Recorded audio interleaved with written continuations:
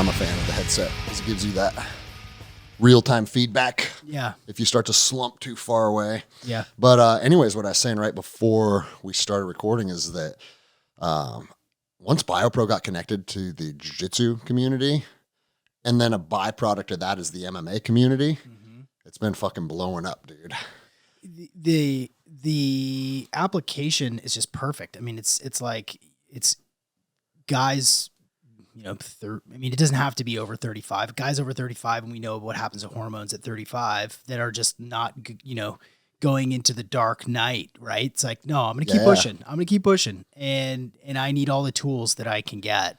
I actually worked at the BioPro booth when they went to ADCC last year. And they flew me down, put me in a hotel, and just said, hey, are you happy to just hang out at the BioPro booth and talk to athletes? And I was like, Dustin, I'm not a fucking salesman. Okay. And he goes, no. That's what I like about you is you are easy to talk to and you'll just tell people what you think.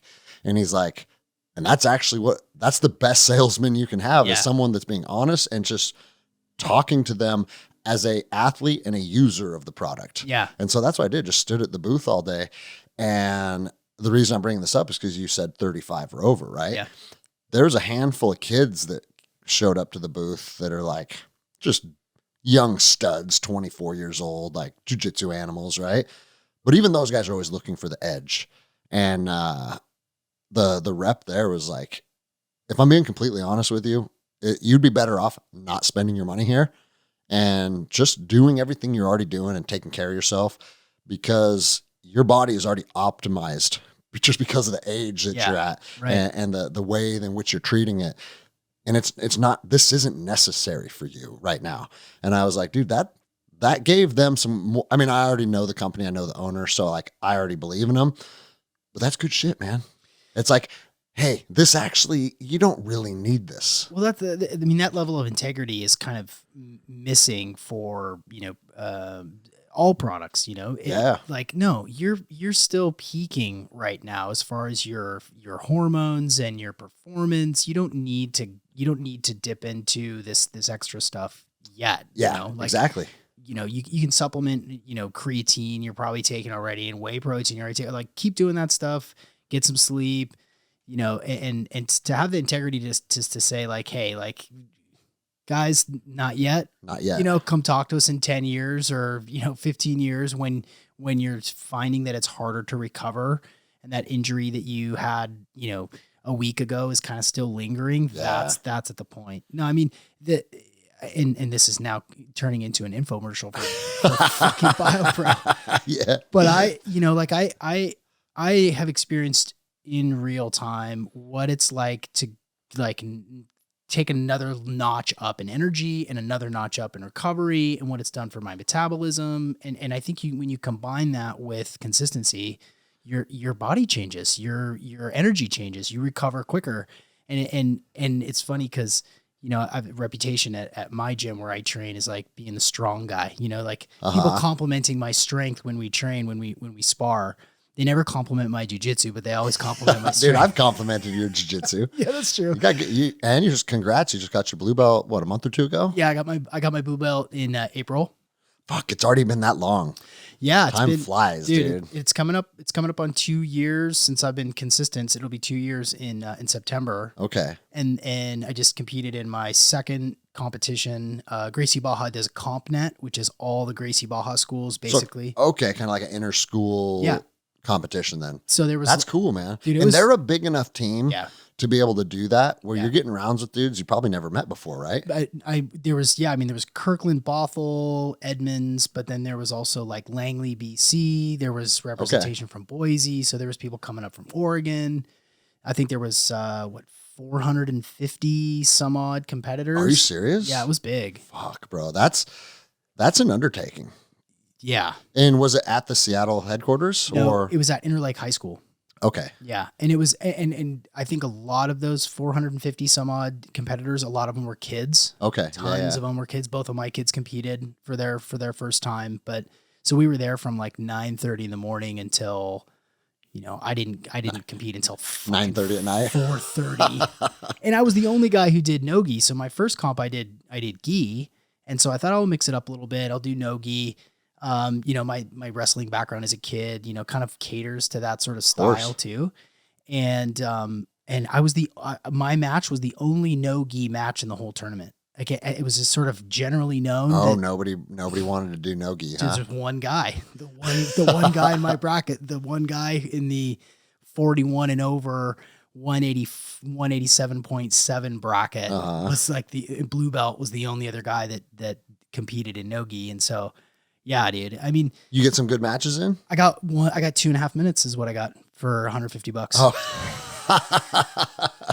got it. I thought you were gonna say you got some some gi rounds too, but that was it then. No, just the no gi. Okay. Well, again, I didn't know. Next time when CompNet comes up, I'll do both because Is it something that's new for them? Or they've been doing that a while? I don't know, to be honest. I would be speaking out of school if I took a guess. Because, bro, like the only tournament that I ever hosted was an 8-man, basically an 8-man bracket where winner takes all. It was $100 buy-in and then winner takes all. So it was an $800 pot. And the young jiu-jitsu guy, we opened it up to welterweight, so 170.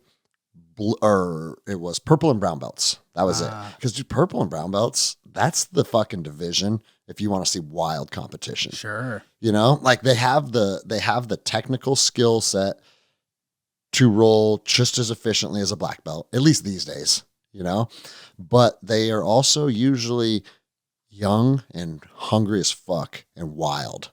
Whereas, like, dude, you watch me compete at black belt, I'll probably just be like, there's an understanding, dude, we're black belts and we're in our 40s now. It's not the same as watching those 20-year-old purple belts. Oh, I bet.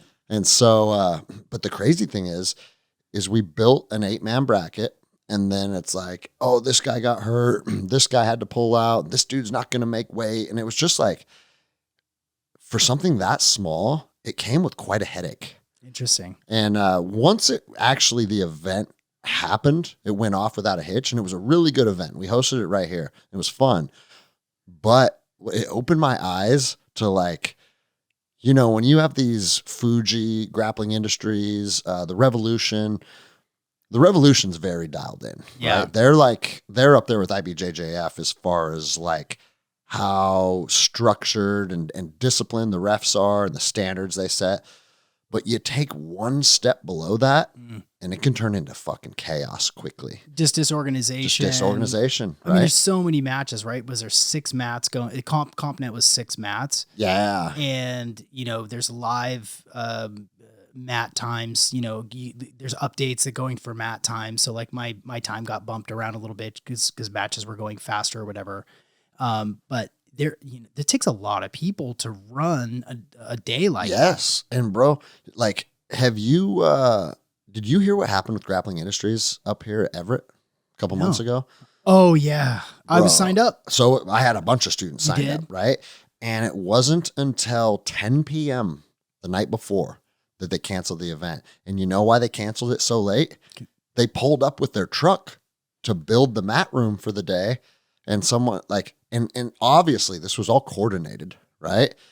And they're like, oh, actually, we have a basketball tournament tomorrow. We double booked, and we've decided to give the basketball team priority.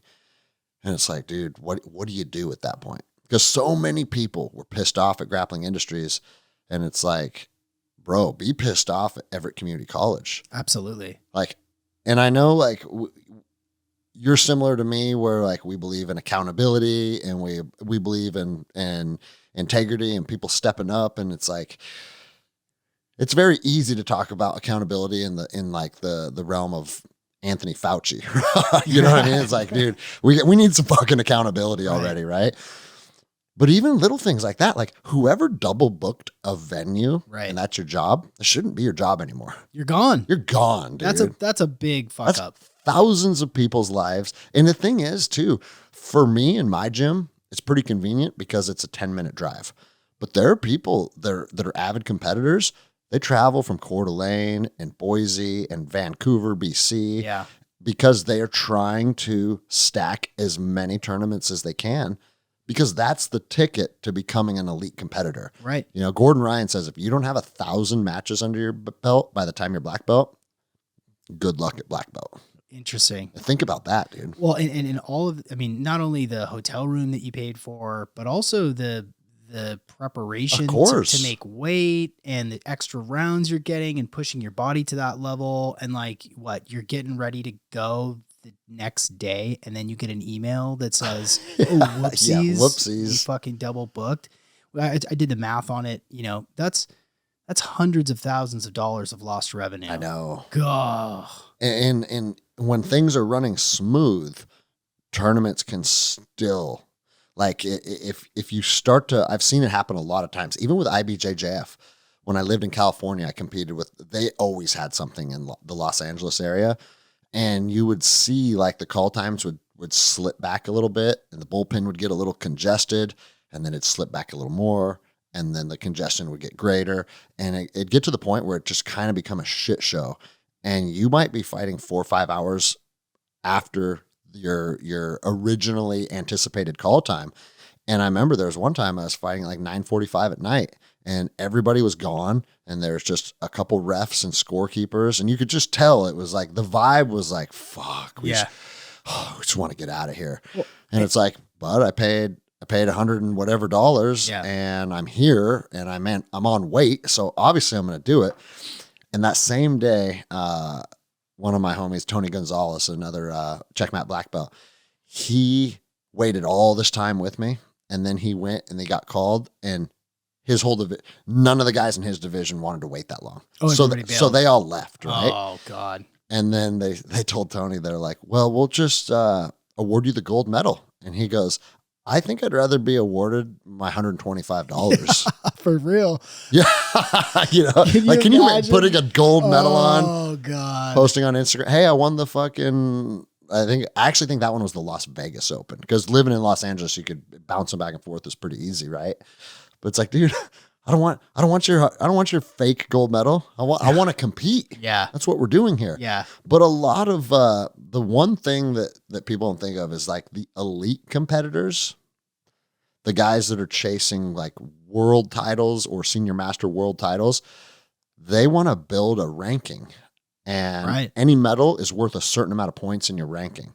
So if no one shows in your division, you still get that applied to your ranking. Oh, which is kind of a bullshit way to do it, but that's just how it's done. So you and they're weighted more, right, for gold and for higher belts, right? Yeah. So if you get like 3 or 4 no shows because of dysfunction of the way that a tournament is run, and you get an extra like 30 or 40 points on your ranking, then that's not. No. Jiu-jitsu doesn't have it figured out yet by any stretch of the imagination. I think IBJJF, a lot of people hate on IBJJF, but from what I've seen, they're the gold standard and they're doing pretty good, right? They don't pay athletes. And I shouldn't say that. Now they do have a pro league where like winner will win 10 grand or something like that. But to win the world title in jiu-jitsu, it's like, you don't get shit. Right. And bro, winning the world title in jiu-jitsu takes the same amount of commitment that it takes to win a UFC world title. Oh, I'm sure. You know what I mean? Yeah. Those guys that are at the top of the food chain, it is their entire life. And then they don't get fucking paid shit. But IBJJF has done I think the best job, them and ADCC and now CJI. Craig Jones. Have done the best job of anyone bringing jiu-jitsu into a spectator realm. Yeah. You know, like, bro, when I lived in California, the Walter Pyramid in Long Beach, it was like a fucking rock concert, dude. Packed. And people going nuts and screaming. Like, jiu-jitsu was wild for a while. Huh. My buddies that are down there say it ain't like that anymore.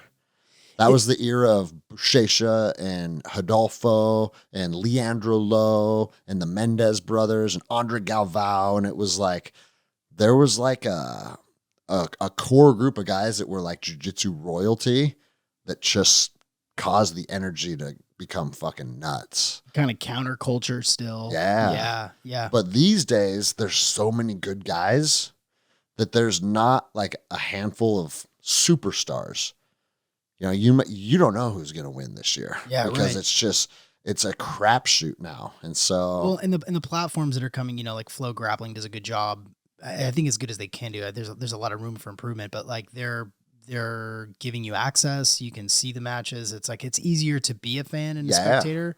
And once the Instagram algo gets you and understands that you like jujitsu, I mean, he's hammered, Yeah. hammered. I can't tell you how, I mean, my algo is like jujitsu, soccer, like unusual animal friendships, like a duck being a friend with a hedgehog, Yeah. and like CrossFit asses, you know, Yeah. like chicks in yoga pants. Like that's it. It was funny, dude. My feed, you follow a couple of those hot CrossFit chicks, Yeah. you start to get bombarded, dude. And I had to unfollow them all because it's, and don't get me wrong, dude. I like hot chicks, right? But the reason that I like watching those super athletes is for inspiration. For sure. Right? It's not like, oh yeah, look at that girl. I'm gonna screenshot that and jerk off to her later. Like, no, bro. It's like elite athletes inspire me. So I follow a same amount of both male and female elite athletes. Because, bro, when you're watching someone do something impressive, I think this is probably the case with almost every human being. There's something in your brain that's like, I could do better. Yeah. Or I want to try that. Yeah. And Yeah. so it's like a micro source of inspiration. Yeah. But then the CrossFit girls and the like shake your ass, I look like a porn star girl. Yeah. I think those algorithms are very closely related because it just started to be like my whole feed all the time. Yeah. So I decided like, dude, I'm unfollowing all of these girls. Yeah. That you got to be in the house with your back to a wall so your daughters don't like. Yeah, come dude, down that's the right, dude. Yeah. Come down the stairs and be like, what was that? And you want to know what else I've noticed lately is like, there's like some astronomy pages that I follow. Yeah. Reptile pages. Yeah. Because, bro, like when I was a little boy, I wanted to be a herpetologist. You did? I loved reptiles, dude. Nice. And I was always fascinated by them. And dude, my room was like a mini zoo. I had fucking pythons and tarantulas and monitor lizards and like all the shit, right? Cool. But like, dude, you watch a couple reptile things, Yeah. they got you. They got ya. Same exact thing. Like my whole screen is fucking mongooses fighting cobras, and it's like, okay, this is a little better. Yeah, that's better. That's better for my overall mental health than, you know, CrossFit chicks overlapping with OnlyFans girls. I know, right? Yeah. The one thing I'll say about jiu-jitsu, like with flow grappling you mentioned, because we got flow grappling here in the gym, and sometimes like if a big name's fighting, you know, Yeah. have the fight here. I just don't think the sport of jiu-jitsu has what it takes to become a spectator sport, because if you don't know what's going on, it can look boring as fuck. For sure.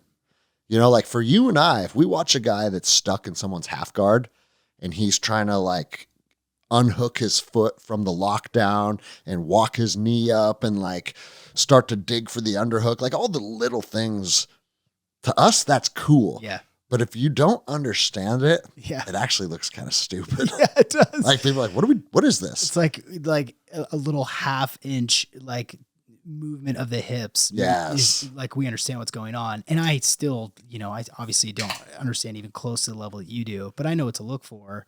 And that is interesting to me. And have you seen the Theo Vaughn explaining Brazilian Jiu-Jitsu? And he's like, it's like two guys, like one of them's got a raspberry and the other guy's trying to get that raspberry and he's not letting him have it. And he's just trying to, you know, it's like a little hide and go seek with these men with these back straps, and they got some meat on them and they trying to, it's like hide that rat. It's like, that's kind of what it looks like. Of course, man.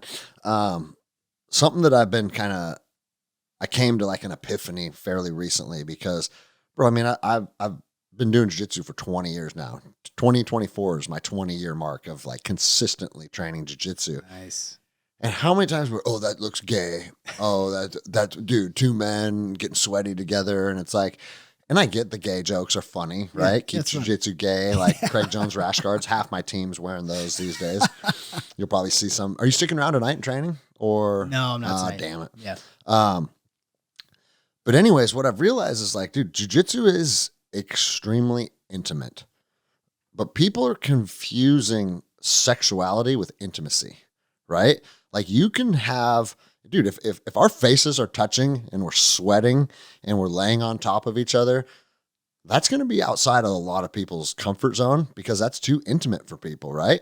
Once you've bought off on jiu-jitsu, intimacy, like, it doesn't even begin to bother us. No. I lay with men nightly, right? Nightly. But people confuse that intimate connection as attaching sexuality around it. And dude, when I lived in Huntington Beach, some of my training partners were 10s, like super hot girls, right? Even with them, when you are rolling, there is no sexual energy exchange. That's not what's taking place on the mats. Even if you're attracted to that person, right? Like, dude, if my wife ever starts training, like when we're training jiu-jitsu on the mats, it's not going to be like, oh yeah, this is the spot right here. Yeah. You know, it's like, but people think because two bodies are touching, and they're not used to having physical connection with another human being, that physical connection equals sexuality. Yeah. And it's like, dude, nothing could be further from the fucking truth. Well, and I think that if you're unacclimated to it and you've never tried it and you didn't even maybe grow up like wrestling or roughhousing around the house, and you don't have that sort of experience of like physical touch and push and pull, and if that's not part of your like awareness of what you're capable of or what's going on in the world, then it's totally out of context. Like, yes. when I think back to, I wrestled like 3rd, 4th, 5th, 7th, and 8th grade. And it was like, the baseball guys called the wrestling guys fags. It was like, you fucking fag. You guys wearing spandex leotards and, grinding on each other. And the wrestling guys were just like, says the guy that swings a little piece of wood at this round object. Yeah.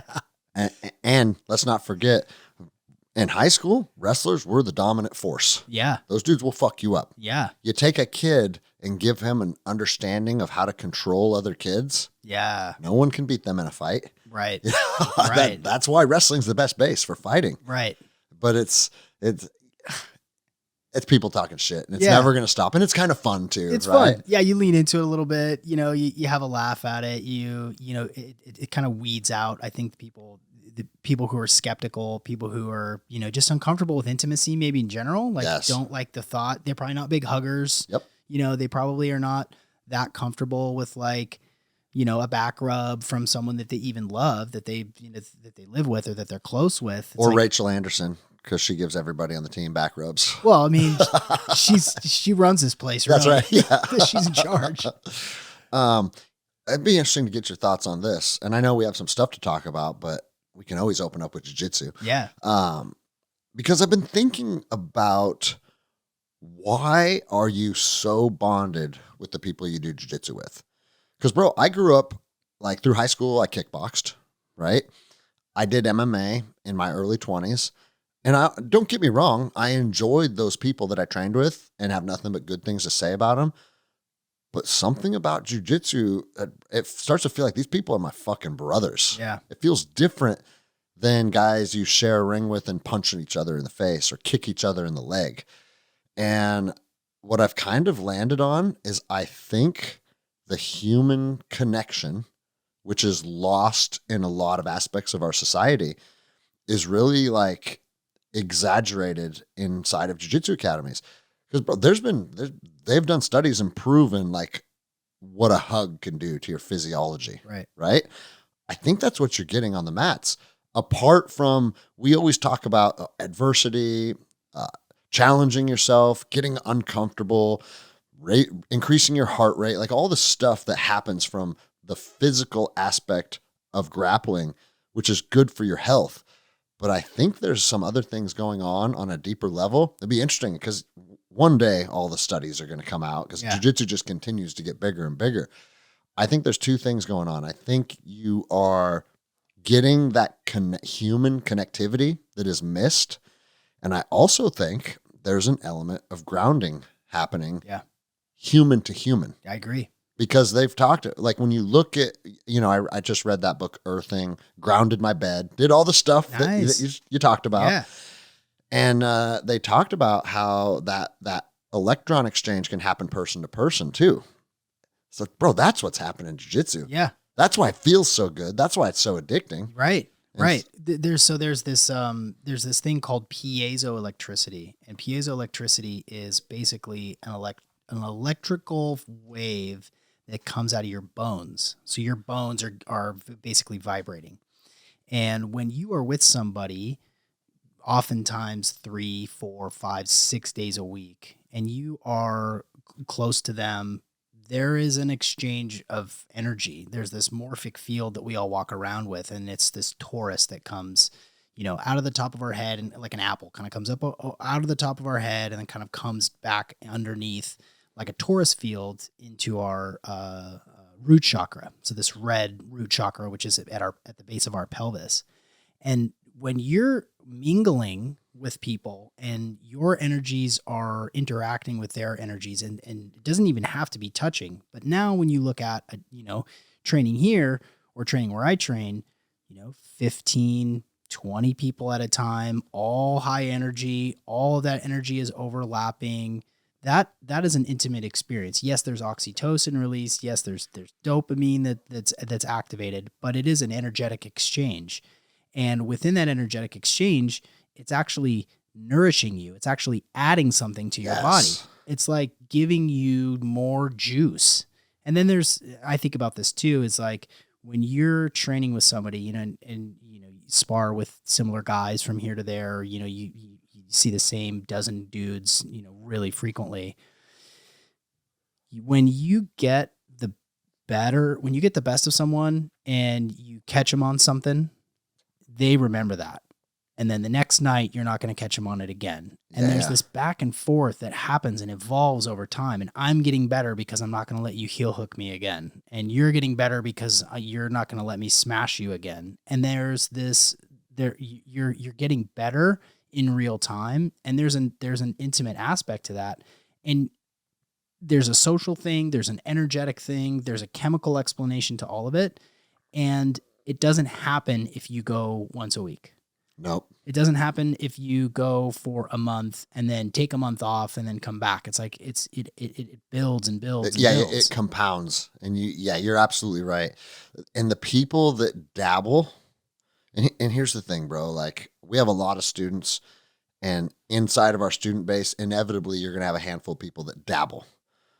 But I try and be as authentic as I can and be like, dude, if you're not capable of investing minimum 2 days a week to the team, it's probably not even worth each other's time, because you can't get that connection to the team that you're talking about. Yeah. You just can't do it. Yeah. It won't exist. And that is where the magic happens. Once you feel like this place is your family, bro, because a lot of people don't have that in any aspect of their life. Yeah. And even myself, like I know that I have a solid group of friends and dudes that have my back, and I have a solid family and a network built around my family. But it ain't like that. Yeah. That's a different thing. That like once people always say jiu-jitsu saved my life, I jokingly say it ruined my life. Because once you have that, think about going without it. Like how much would someone have to pay you to quit jiu-jitsu? I don't know if there's an amount. Dude, I think about it all the time. I think about it all the time. And it's like, it's such a...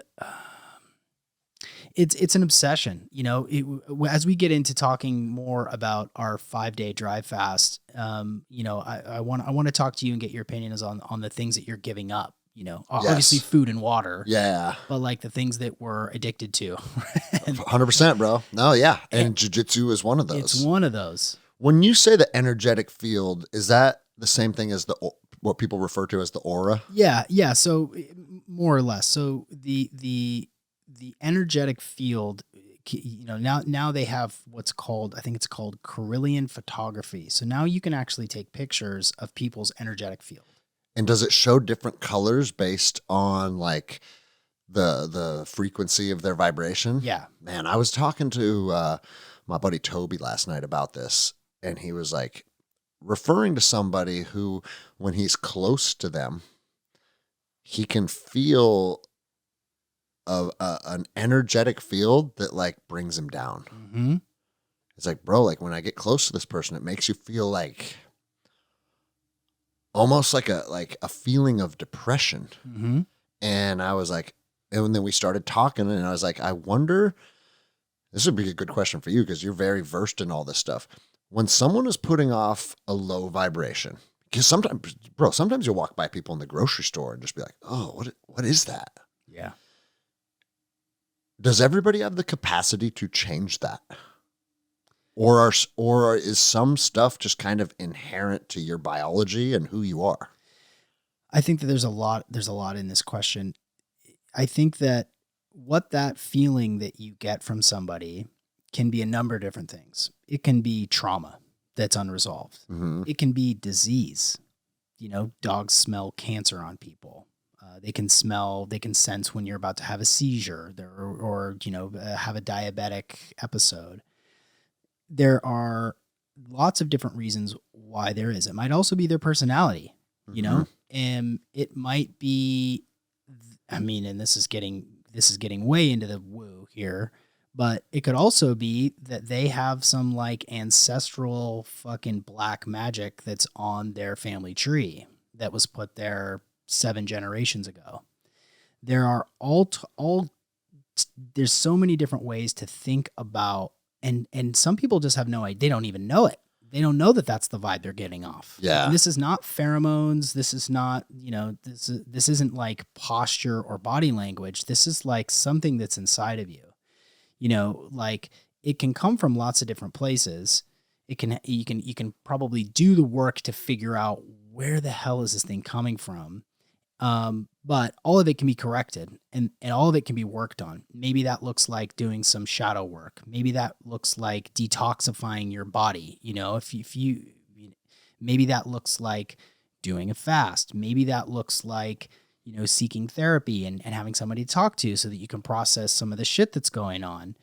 But it all can be resolved because it is our God-given birthright to be in homeostasis. And that looks different for everybody. Mm-hmm. Even with people who were born, with some disfigurement or people who were born sick, our body wants to be in homeostasis. Our body is striving for this place where everything's functioning properly to the best of the ability of that sort of physical vessel.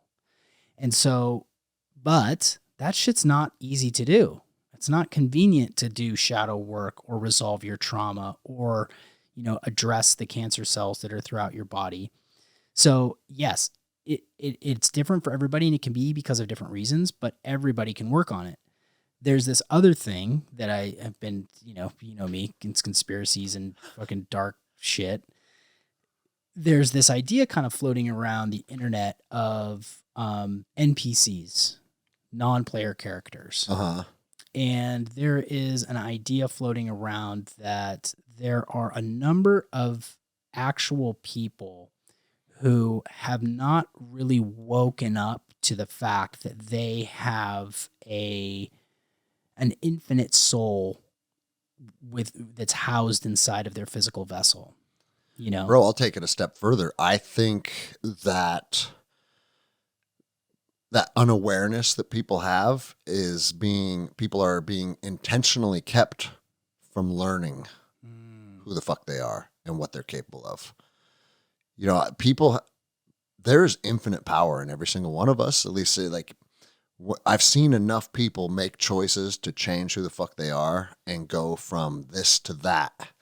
And it's like, I think everybody holds that power to a certain degree, but we're never taught about this kind of stuff. Right. Like you and I talked, I think was it yesterday, about a quick breathing routine to change your physiology. Right. And the example that I gave is like with jiu-jitsu kids, when they start crying, and 9 times out of 10, when a kid starts crying on my mats, it's emotional and spiritual. It's not physical. And so I get down on my knees and I take them through this box breathing routine, and I keep telling them, hey, you have to be in control of your body, and you have to choose to be in control of your body. And once you're back in control, now you can get back in the fight. But you can't fight like this. Yeah. This is a bad way to fight.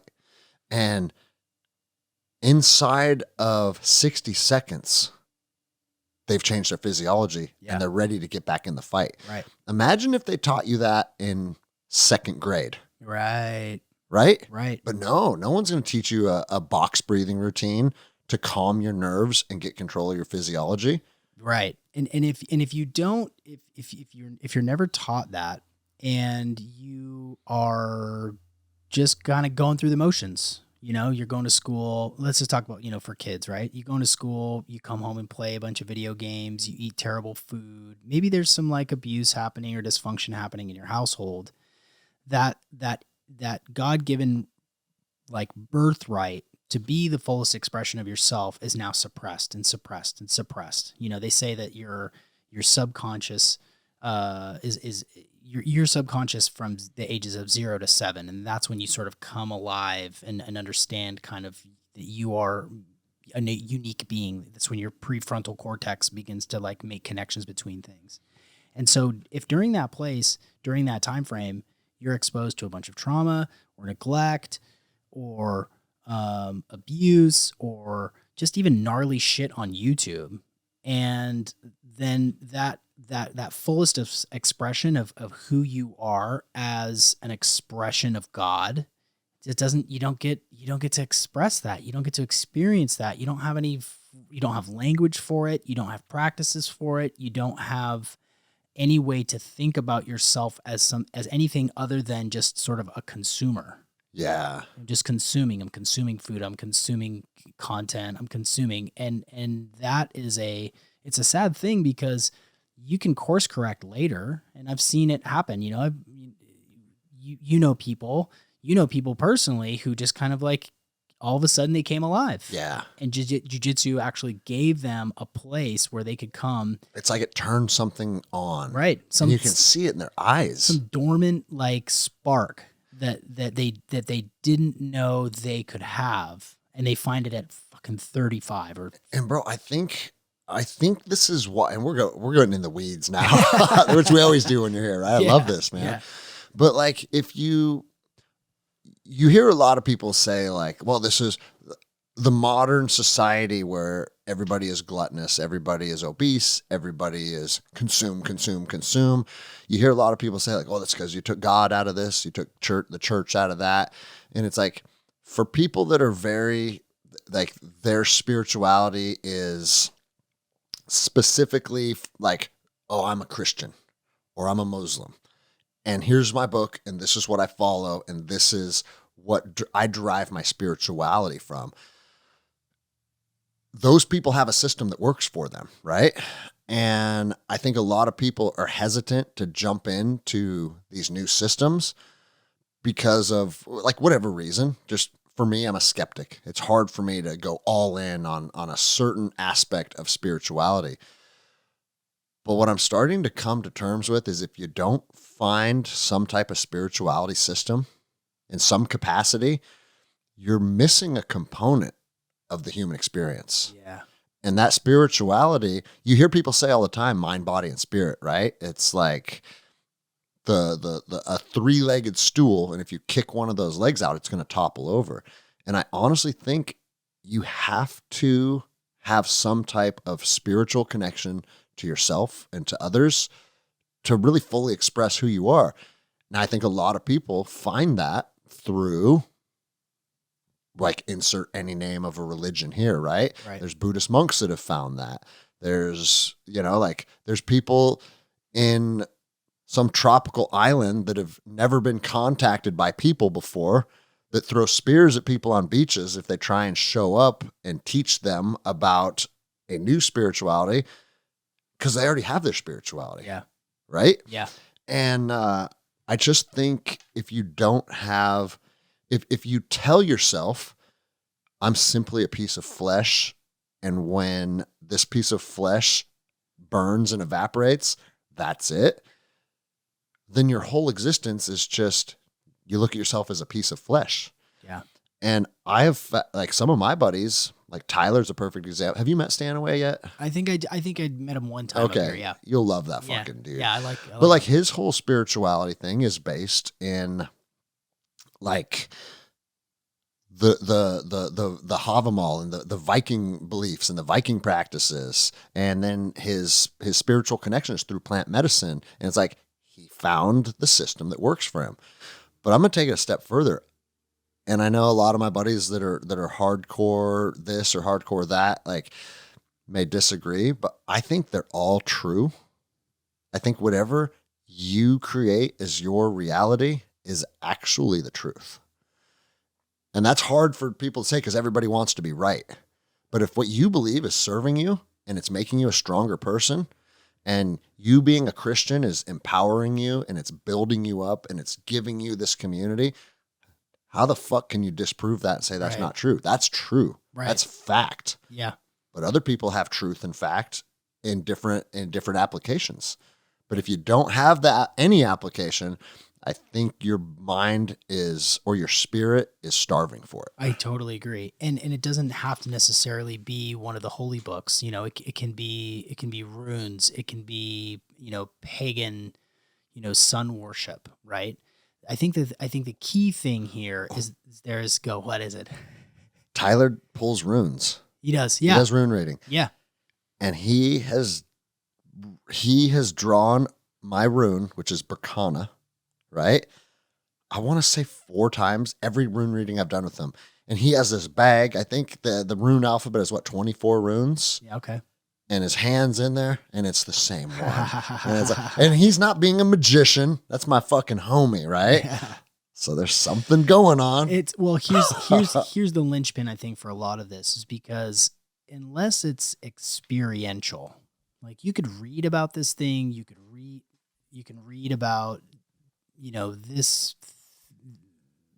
religion or this prophet, you can kind of understand it intellectually, but until you have an experience with it where things click together or there's greater clarity or greater knowing or brings you grace, then it's all just theoretical. It's all just words on paper. And for people who are sort of reductionist, materialist, I'm just atoms.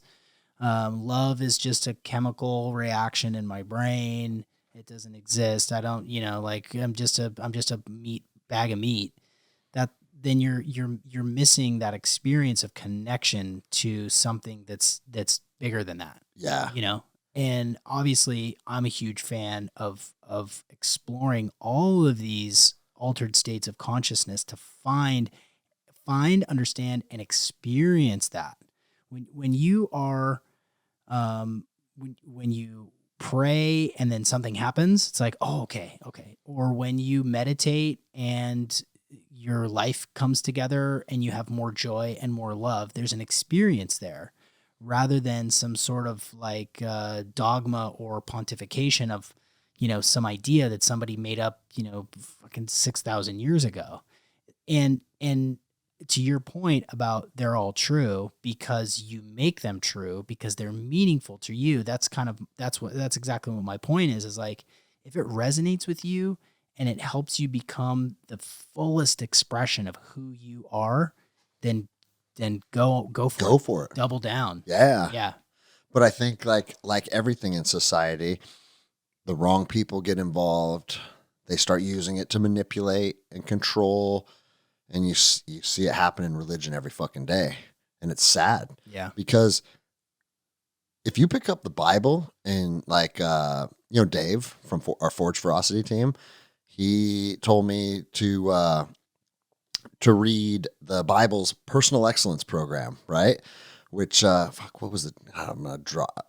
I'm put on the spot right now. I can't think of the name of it. I'll get it back here in a second. But I started reading it, and it's like, Proverbs. He says, Proverbs is the Bible's personal excellence program. He goes, you should read it.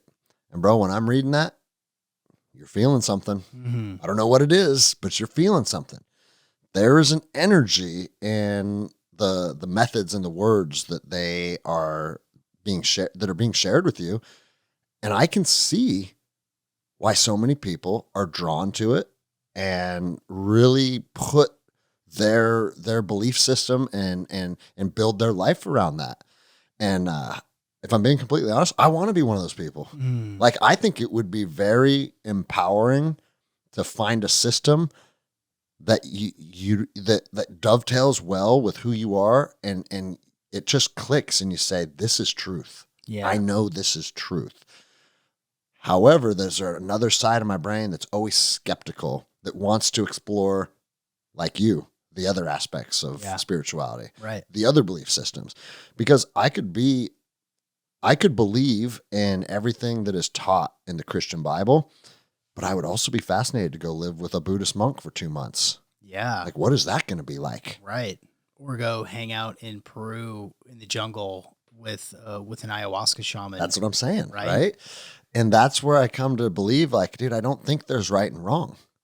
Everybody hates each other. The world hates each other right now because everybody wants to be right and they want to tell everybody else they're wrong. Yeah. What if we're all right? Yeah. And Tyler talks about that, and I'll butcher this, so I won't even try attempting going down the detailed path of this. But he goes, bro, you can take all the major religions, and in their core, they all came from the same teachings. Oh yeah. And it's like, oh, so that actually makes it more valid, in my opinion. Yeah. You know, Yeah. human beings from before the great flood and the world got completely wiped out, and then we had to rediscover all of this lost knowledge. Maybe people did have it all figured out and could just plug into spirituality, and now we're having to piece it all together. And as we piece it together, people are coming to these similar conclusions, similar but different. And instead of bringing us together, it's causing conflict with us. Yeah. It's sad. Yeah. There are universal laws. There are cosmic laws. You know, the law of more, the law of duality. These are constants. They're part of. It is better to give than to receive. And guess what? When you give, you get back. Like these across the board. We are all the same. We all came from the same place. We're all going to return to the same place. And while we're here, there are certain realities. There are certain laws. There are certain modes of being that can bring us closer to, again, the purest, the highest expression of who we are. And there's also a bunch of assholes in the room. Yeah. And those assholes are going to leverage money and religion and power to get what they want. And if they happen to be wearing this religion or that religion, they're going to point to that. They're going to demonize. They're going to other people because it's convenient for them, because it consolidates their power. That's always, the way that I think about it is, and this was taught to me by one of my predominant spiritual teachers that I've been working with for a long, long time. She's this incredible, I'll give her a plug, even though you'll never find her. So her name's Joan German, and she relocated from Seattle to go create an institute in Scotland where you couldn't grow anything. It was the geography in this location was basically you couldn't live there and you couldn't grow food there. So she and a bunch of intuitive medium psychics relocated to Findhorn, Scotland, and created an institute there. And they were walking, they were praying, they were meditating, and they basically breathed life into this part of the world and were able to cultivate food and create communities here. There's a bunch of people that then went off into different parts of the world to go basically do their work, do their karma yoga, the work that they were put here on this earth to do. So when I connected with her, and we've talked at length at, sort of the interplay between the good guys and the bad guys, and it's like 51-49. Okay. It's 51% good guys and 49% bad guys. So which means good is winning, but it's a struggle. It's a struggle. And there is a divine purpose for that 49% to keep us on track. Do you think when you talk about good and evil, do you think people individually fall into the 51 or the 49, or do you think their behaviors fall into the 49 or 51? I think that most of the 49 think that they're doing the right thing. Okay. They believe, Bill Gates believes that experimenting on people is a good thing. He believes that he needs to be in control of all the farmland in the United States because who else is going to do it? I should just be in control of the farmland. He believes that lab-grown... We don't need to eat meat. that's grown in a field. Yeah, exactly. Right. He believes that that is the right thing to do, you know? While simultaneously looking like a bag of shit. Dude, terrible. Oh, man. Like, oh, man. Bro, that's like entry level, like first impression, right? Like first impression is a lasting impression. Right. If people walk into this gym and I'm here to teach you how to become capable, fit, and learn to fight, and I look like a weak bag of shit, my business probably isn't going to thrive very well. Right. Like that's, even if I have the knowledge up here, somewhere there's a disconnect because I obviously don't know how to apply that knowledge. Right. If that's the body that I'm currently occupying. Right. And it's crazy how so many aspects of our society where we are to look to people as SMEs, subject matter experts. But when you look at who they are as a person, they obviously aren't practicing any of those. Right. That's another thing we talked about on the call yesterday. And that's a really hard one for me to get past. Yeah. Because it's like, if you're not willing to practice what you preach, then what you're preaching must have some major flaws in it. Right. But the other side of the coin is maybe what they're preaching is actual fact and they just don't have the discipline to put all the pieces together. Which is a problem. Which, yeah, is a problem, right? Yeah, right. But a perfect example is like, how many physicians look like a bag of shit? Many. You go to the doctor and they have a belly that protrudes out like a foot. I don't care what your schooling is or how much knowledge you have. You are not an expert on the human body. Right.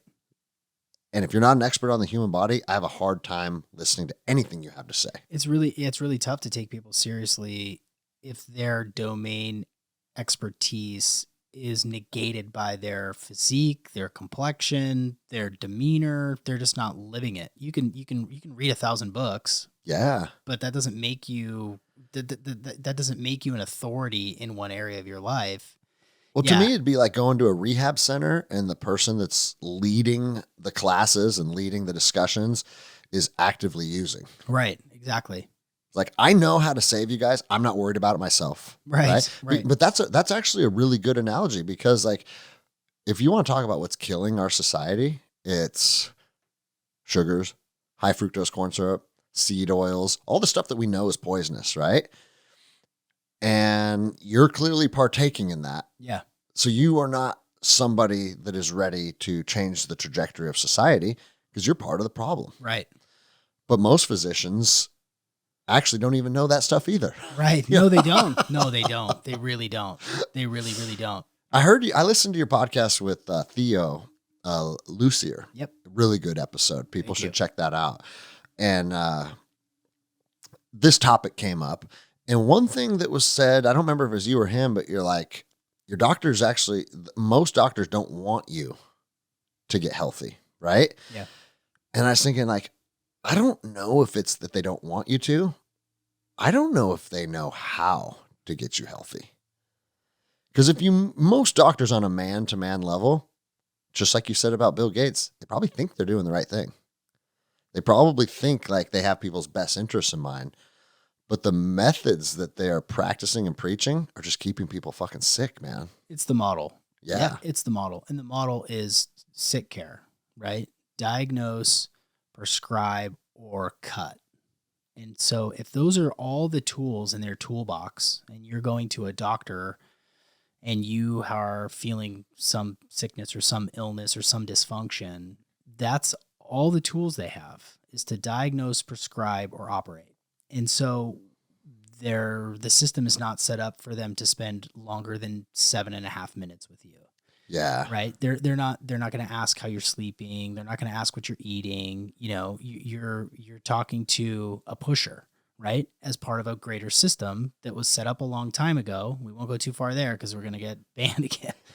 I'm not going to say the word. Yeah. I'm not going to say the word, but it's a system that is not functioning for us. It's not helping us. We're sicker, we're fatter, we're more depressed, we're higher rates of suicide than, autism. There are so, and it's a product of the system. And so it's I think you're right. I don't know that that doctor doesn't necessarily want to see you sick, but he doesn't. But he's part of a system. He's part of a system that does. And the system wants to capitalize on illness because that's how the system is built. And if you're ill, they can keep giving you things. And you want to know who's part of that system that never really gets acknowledged is also the patient. Yeah. Like a perfect example is my best friend's a doctor. He's an ER doctor, but he's like us, man. He's a very, very good athlete. He eats very clean. He red lights every night. We're always talking about like, oh, drinking methylene blue. Like him and I, we're on a very similar path, right? And the older he gets, the more he starts to delve into like old ways and ancient medicines and starting to understand that modern medicine does have all of these flaws, right? And so he had a patient in there, type 1 diabetic, who is so sick that he's going to be having limbs amputated soon, right? And he told the guy, I think what you need to do, like something you need to add to your routine daily is walking every day outside, trying to get as much sun on your skin as you can, and spending time around positive people. And he like talked him through some of these things that like to us, we'd be like, yeah, of course. That sounds like a great plan, right? He went and made a complaint against him. No. He went and made a complaint and he had to go see the board. Oh no. Because he's a doctor and you prescribed him sunlight. And it's like, dude, I didn't fucking prescribe him sunlight. I don't have the power to prescribe people sunlight, right? This is something we all share as humanity.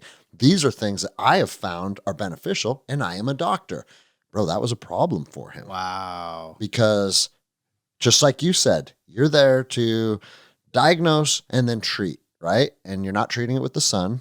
And the guy was mad because he didn't get whatever prescription he wanted, right? Right. And so, bro, I honestly think that, and this may sound dark, but maybe we just do need another great flood or another great plague, because until we go through some real shit, people are just seeking the easy path. And now it's all, you got these evil people that are directing the plan. And then you got all of these lemmings that have just jumped in. They're all in with how the plan is orchestrated. Yeah. And they actually like it. And they're championing their own demise. Right. It's fucking nuts, yeah. dude. Well, how I think of this too is if you don't have the energy to do your own research to figure out like, oh man, maybe I should go outside and get more sunlight.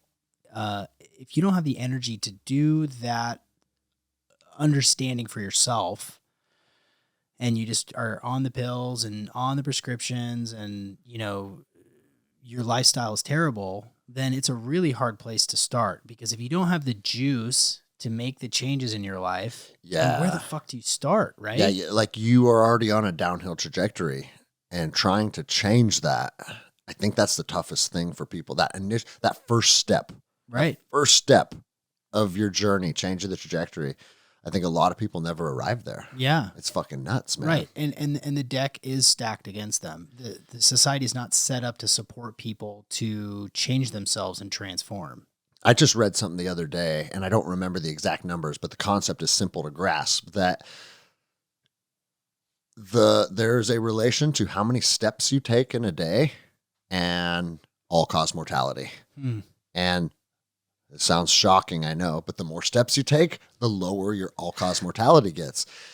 And they're finding that walking is one of the best exercises available to diminish or lower all-cause mortality, cancers, heart disease, arterial sclerosis, all the stuff. Yeah. By just getting up and walking. Yeah. And almost everybody is capable of walking. Yeah. Even if walking to your mailbox and back is your start, and you're smoked and your knees hurt, and it's like, that's still a start, right?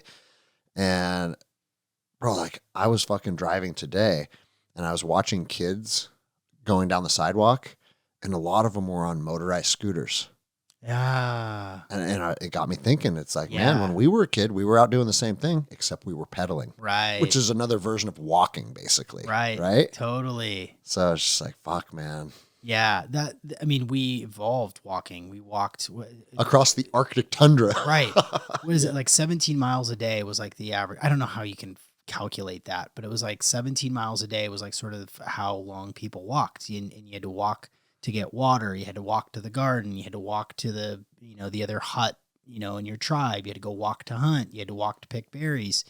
You were basically walking all day long. And, Mark Sisson, the Primal Blueprint, I've been reading his stuff, Mark's Daily Apple, since college, and was talking about how like that is you have to do it. That's a non-negotiable. It's a non-negotiable. You can lift, that'd be great. You can you can reduce your sugar, cool, that's also great, but you have to move. You have to get out, and you don't have to walk fast. You just like even a gentle saunter, just like a tiptoe through the tulips, is going to be the best thing for you. Should that be the episode title? A gentle salt. Wait, say the word again. A gentle saunter. Isn't that funny? Andy nailed it with 75 hard. Dude. Because there were many, many days when I completed 75 hard when I'm too smoked to hit a CrossFit workout. I'm too smoked to get more rounds.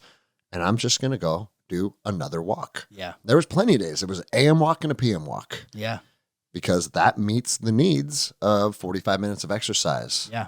And fucking ahead of his times, man. Dude, that 75 hard it's just so elegant in its simplicity, and it's simple but not easy. Yeah, I think that's a good way to articulate it. And it's, what's funny is like you can go down some rabbit holes on the internet of people that hate him for that program. Why? Like, dude, why? They're just talking mad shit on it because they think 90 minutes of working out is like professional athlete level, be like, I'm doing 75 hard, but I'm only going to do one workout a day, not two. It's like, oh, so you're not doing it? So you're just not doing it. You're just doing whatever you want? Yeah. Which if you're going to do whatever you want and it works for you, cool. Cool. But don't say you're doing something that you're not doing. Right. It's bizarre. Oh, God. And dude, there's even like media sources and shit. What's funny is there was a girl that wrote an article about like how bad 75 hard is for you. And I wrote her. Good. Because I found her Instagram. Uh-huh. And then we ended up having a back and forth that was pretty good. And she was like, she kind of like admitted like, oh yeah, this seems a little, unreasonable. I didn't really know. And it's like, okay. But like, fuck, man. Like, just go move your body, Just do it. Well, fuck, dude, we're already in an hour. We've just been, that was the opening of today's episode. Let's get into the episode. 1 hour of talking shit. As you see here, I'm drinking some caffeine and I have some Zyn next to me. I'm gonna get a little nicotine. And I was thinking about going all clean today. And I'm like, you know what? I don't think I want to. Me too. I want to have a couple, I want to have one last day. Yeah. Because starting when I go to sleep tonight, and I usually go to bed at like 11:30 or midnight. Me and Jenny are kind of night owls. Until I wake up Monday morning. Yep. That's my plan. Is that what it needs to be? Well. Okay. Yeah. What I don't want to do is be like, hey, at midnight on Sunday, yeah, I can get back into it because I'm like, let's get that last 8 hours. Yeah. So Monday morning, we can now start reintroducing fluids and then a day or two later, some solid food. Yeah. But we are doing a 5-day dry fast, which means no food, no fluids, literally keeping your mouth shut for 5 days. Now, obviously, I'm not going to be able to do that because I'm going to coach at times, right? But that's the concept because people are like, wait a minute, are you not going to be able to have this? Are you not going to be able to have, no. Even purging, I'm using the wrong verbiage. Keeping your lips pressly tighted. Fuck, I'm losing my fucking mind already. Right now. Yeah, we haven't even started. We haven't even started. Keeping your lips pressed tightly together in the shower so one drop doesn't get into your mouth, because even that single drop can start to change the cellular process taking place with autophagy and the creation of stem cells. So it's pretty wild that we're doing this. This is going to be something, dude. And I'm a little, I don't know if nervous is the right word. Now there's certainly some nerves to it, but I'll tell you one thing that makes this fast a little easier than most is that even part of the protocol that we're following from the book, The Phoenix Protocol, that we both just read, it says, hey, like if your heart rate gets above, I think it's 120, you should probably terminate. If your blood pressure gets above a certain thing, you should probably terminate. So it's like, it's not only your own mental toughness that is going to make or break it. It's that there's protocols to follow. Yeah. And if you're within those protocols, you're good to go. And if you're not, you abort and you try it at a later date. Yeah. What do you think of that? Is that? Yeah. I mean, I expect that I'm going to have some heart palpitations. I expect that my sleep is going to get fucked up. I expect that my heart rate is going to get really high. And that's why, you know, the Oura Ring is going to be able to track that in real time. I expect that I'm going to be in a fair bit of pain from former injuries that are getting basically overhauled and repaired and scraped for that scar tissue to be used as energy in my body. I expect that I'm going to probably get pretty fucking loopy, and I'm planning on doing a lot of meditation. Okay. I'm planning on doing a lot of just sitting outside and listening to the birds in the backyard. The fact that there are some sort of biometric bumpers is helpful, you know. But it is expected that our bodies are going to go through a lot of shit, high fevers, high temperatures, lots of pain, you know, like we talked about on the, like on my podcast with Theo. And then I shared with you afterward, you know, he had wrist surgeries and back injuries from judo. He's a collegiate judo player. And He's a fucking savage. Yeah, he's a beast.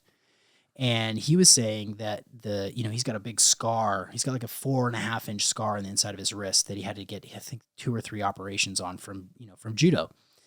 And he was saying that the pain that he was experiencing, I think it was day 4, his scar turned bright red and killed him. Like he said, it was about as much pain as he felt when he had that original injury. Oh, damn. And what's happening is that scar tissue is being scraped basically to be used for energy. So that your body goes, when you're in starvation mode, your body goes into like consolidation and repair. And that's before that stem cell release. And so at 5 days, we're going to get a partial. 7 days is a full stem cell release. But the pain from, he said his back killed him, you know, around day 3, day 4, and it kind of stayed sore for about a week afterward from all these injuries, because your body is repairing itself, and all of that trauma and stuff from all those injuries and operations is getting basically reconstituted. So there's some other key elements to this that I think are really worth mentioning. You know, it says in the book, and it can be attested to by a couple of people who've done this before, is your body creates what's called metabolic water. Mm-hmm. This is the 4th phase of water. And so the water that exists inside of your cells is more than enough water to sustain you for this period of time. And that's why you still continue to pee day 3, day 4, day 5. It's just a weird color. Yeah.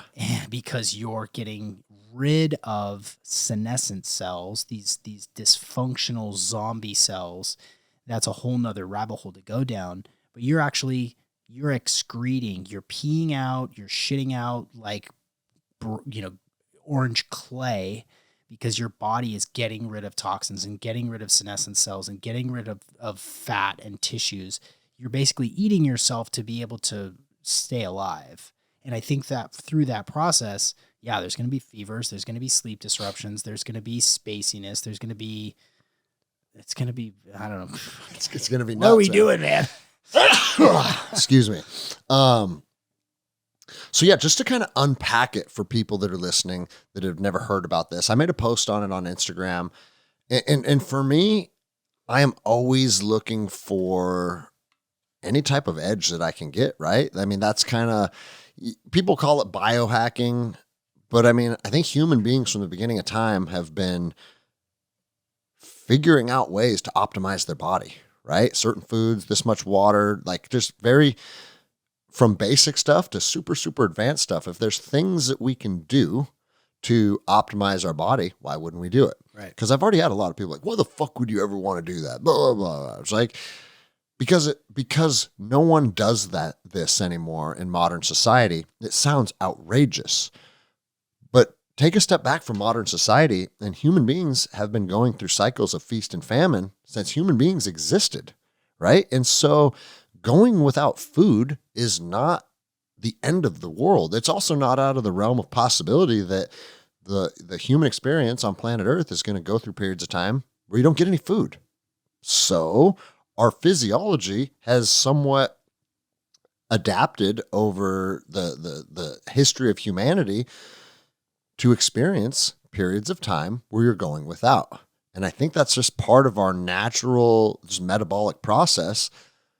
But now that we are stuffed 24/7, 365 days a year, like 3 meals a day, now that's become the norm. And what we're finding is that's actually the catalyst to keeping us in a constant state of sickness. Right. And so most people have done fasts, regular fasts where you... Can I build on that point a little bit, and then we'll go back to the other sort of fasting thing. When you are going into starvation mode, yes, you're starving everything. You're starving cancer cells. You're starving parasites. You're starving the nasty, gnarly shit that your body has held on to. And when you think about it that way, when you think about the fact that you are actually, like when your dog gets sick or has an injury, it doesn't want to eat. Mm-hmm. When you have the flu, your appetite drops. You don't feel like, it's like, God, I don't even want to drink the Sprite that my mom gave me. It's like, I'm just not thirsty. I'm not hungry. Your body is going into repair mode. It's a really intuitive process, You know, there's some good studies on fasting before like chemotherapy. So it's a totally natural thing that all of us have experienced in our life, is to be like, well, I just don't have an appetite right now, and I'm not very thirsty. I just want to fucking lay around, and I want to watch movies and not talk to anybody, and I just want to fucking heal. Yeah. You know, and that we are so lost from that sort of genetic and physical connection to what our body needs, and it's a pretty basic thing. It's a pretty basic thing. So you were talking about fasting. Well, and any human being listening could just stop eating today and go 5 days without food and be absolutely fine. In fact, you'll be so fine that I've done long fasts where it's like, I'm not even hungry anymore, and I haven't eaten for 5 days, and I'm supposed to break a fast today, and I don't even really feel like it. And that's a bizarre place to arrive at, because those crazy hunger pangs are like day 1 and day 2, at least in my experience. Yeah. And then your body's just kind of like, oh, we don't have food anymore. Yeah. Cool. But, and jump in and correct me if I'm wrong on any of this stuff, or it can be articulated a little better, because I know you have a better understanding of this stuff. But the reason we're cutting water out as well is because, according to the book that we read and these comprehensive studies that took place in Russia, is what they found is autophagy, which is your cells eating all the dysfunction, or your body eating the dysfunctional cells, which you just talked about, happens at a 3x rate when you remove water. Right. The other thing that happens when you remove water is the body's ability to break down muscle tissue to create glucose, because the brain needs it and you're going to die without it. So you go without food, your body can now break down skeletal muscle tissue and derive that glucose that it needs. But it needs water to do that. So now you remove water, your body's ability to break down its own muscle tissue becomes incapable of doing that. Right. And so now it starts to pull from fat cells. Right. And now, like you said, it starts to pull that intercellular water, and there's a secondary process to where it can create glucose through that. Right. And he says, as a result of that, dry fasting, you lose a ton of fat, ton of fat. Yeah. And I'm interested to see, because I'm actually decently lean right now. I think I will have it'll be very easy to tell if there's a substantial difference. But the one thing that I like about the book and the author, he's like, but don't misconstrue what I'm saying as this is a fat loss protocol. Right. Don't go do this because you want to shed some pounds. You want to shed some pounds, tweak your diet and your exercise. This is a healing protocol. Yeah. However, a byproduct of this healing protocol is it will diminish fat cells dramatically. Yeah. And so after reading that and talking to you about it, I'm like, I want to try this. Why not? Why wouldn't you want to try it? Yeah. And I think, you know how people are just, it wasn't that long ago when regular fasting, you say, I'm not going to have food for 10 days. People thought you were nuts. Yeah. And now fasting, I don't know if it's become mainstream, but it's become socially acceptable enough that it's like, oh yeah, you'll be fine if you don't eat for 10 days. Yeah. I think we're going to rediscover that same process with water now. I think so too. Yeah. I mean, the popularity of keto, and that's essentially what your body is transitioning into full ketosis. I think they say it. I think August Dunning, author of the book, says after 3 days. So you are in deep, deep ketosis. And when that happens, you're not running on glucose anymore. You're running on ketones. So you're thinking through ketones. You're walking and breathing through that alternative fuel source that we've evolved to have, over the years if we didn't have access to sugar. So can you ever be at a state where glucose is non-existent, or is there always a certain amount that's required? I think that you have. Well, that's a good question. I don't know. I mean, I don't know the answer to that. I mean, I know that there are people who have been in full ketosis for years. Yeah. I've been, haven't even looked at sugar in like a decade, and they stay in ketosis. But as far as like not having any glucose at all, I don't know if that's possible or not. Okay. Because and again, like, I am not the best at retain. Like, some guys can read a book and then just recite the whole fucking thing to you. That ain't me either. I'm very jealous of those people. Yeah. But I remember it saying, like, through this, the autophagy of fat cells and deriving intercellular water, Yeah. there is a process in there that can get just enough glucose that you need. Yeah. Yeah. I may have misinterpreted that. I think that's in the first couple of days. Okay. So I think the utilization and the breakdown of fat cells to use for energy continues through the whole process. But I think that the conversion from glucose to ketones is like, and I think it's going to probably happen faster for you and I. If somebody had a little bit more body fat, or they were having sugar all day every day, I think it would probably take longer. But I think that you and I are probably going to detect that we're in ketosis, like probably day 2, getting into day 3. So you like you kind of get that taste of like metallic in the back of your throat.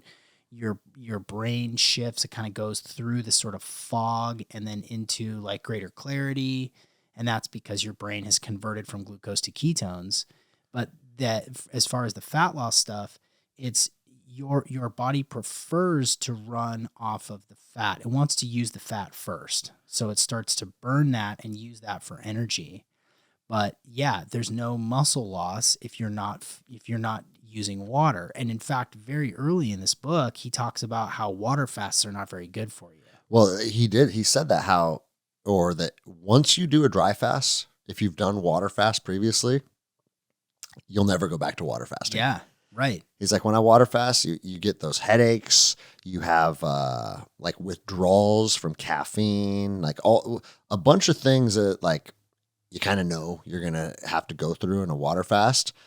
He's like, for whatever reason, and again, like, I think he broke it down on a more scientific level, but the withdrawals and the headaches and a lot of the byproducts of a fast, he says, to have those symptoms express themselves, water is a requirement. Yeah, right. So you will actually, because what do people always say about like a headache is a sign of dehydration, which it is, right? Yeah.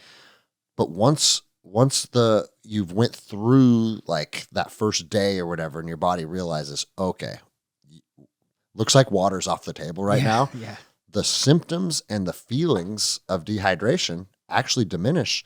And he says, you're going to be surprised how good you feel. Yeah. Now, it's easy to sit here and say that now because I have no idea what I'm going to fucking feel like. Yeah. But it's, I I hope that's factual. I hope so right? too. Yeah, I hope it's a cakewalk. Yeah. Yeah, I hope like day 3, day 4, I'm not feeling thirsty. And they say like you're not gonna feel that thirsty. You're gonna have some habitual draws to like the smell of coffee, Yeah. you know, or food being cooked in your house. And he even suggests, you know, like you should probably just stay the fuck away, you know, like don't be cooking a bunch of bacon for the family, you know, don't you know, you smell the coffee, enjoy the coffee, and then get out of there, you know, to just kind of trick your brain into like, oh, this is nice, cool, okay. Yeah. But then get out. I mean, and it goes even further around like the clothes that you wear and grounding and, you know, wearing natural fibers on your body as a way to go. And I'm going to try to adhere to that. I don't actually own linen anything. I don't have linen underwear. Yeah, linen neither do I. pants. Like, It's funny because I was actually just getting pulled into one of those Instagram ads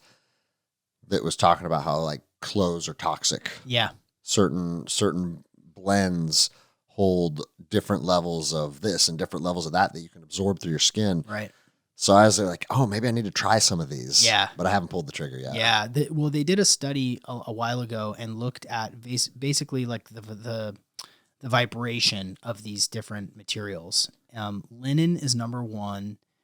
I think wool is number 2. But if you wear them together, it cancels each other out. So you can actually raise your level of vibration, and that it's quantifiable in some way that I can't explain. I don't remember.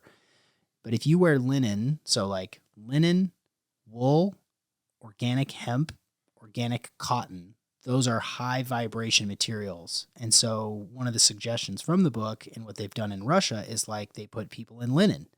You just wear linen clothing the whole time. You walk barefoot outside, because that is what's going to continue to give you energy. So I'm not going to be wearing my typical like nylon underwear and stuff. You know, I'm going to be wearing the you know, the cotton clothing that I have. Again, I don't have linen. I was just going to say, can we get like high quality linen shorts anywhere around here? I don't think so. That's probably an internet item. I'm sure that's an internet All right. item. Well, it's off the table. Yeah. Won't be here in Too time. late. Yeah. Another thing I was thinking about doing, because I did a couple test runs where trying to keep your lips pressed together in the shower. See how easy it was to say that time? I don't know why. Yeah, you got it. Bro, even if your lips are pressed tightly together, Yeah. when you're like rinsing the shampoo out of your hair, and you can feel it working its way through your lips still. Yeah. So I think I might not shower at all and only bathe. Uh-oh. Right? Because he talks about bathing in cool water is actually Right. good for you. Right. So I just cleaned out my ice barrel, and it's filled up in the backyard, and I wanted it to be able to breathe for a couple of days to get all the chlorine out and whatnot. Yeah. And it's not going to be that cool because it's July and the ice barrel's black, but it's also never gets warm in there. Yeah. It's always a little uncomfortable. So like, and I think that that's probably suitable when they say take cool baths. Yeah, I think so. And just sit in water up to my neck. Yeah. As opposed to even going underwater, because then I'm going to get a cup. I know what's going to happen. Yeah. You know? Yeah. I'm going to do hostage tape. In the shower? Yeah. I got a fuckload of hostage tape. Yeah. So that's probably what I should just do. I think that's the move. I think your family will be appreciative of you showering. Yeah. Well, because here's the other thing too. Like, who knows what sort of off-gassing and smells are going to be coming out of us? Oh, of course. Right? Yeah. Like when I used to do triathlons, and let me preface this by short triathlons. I never did no fucking Ironman or anything like that, but like Olympic-sized triathlons.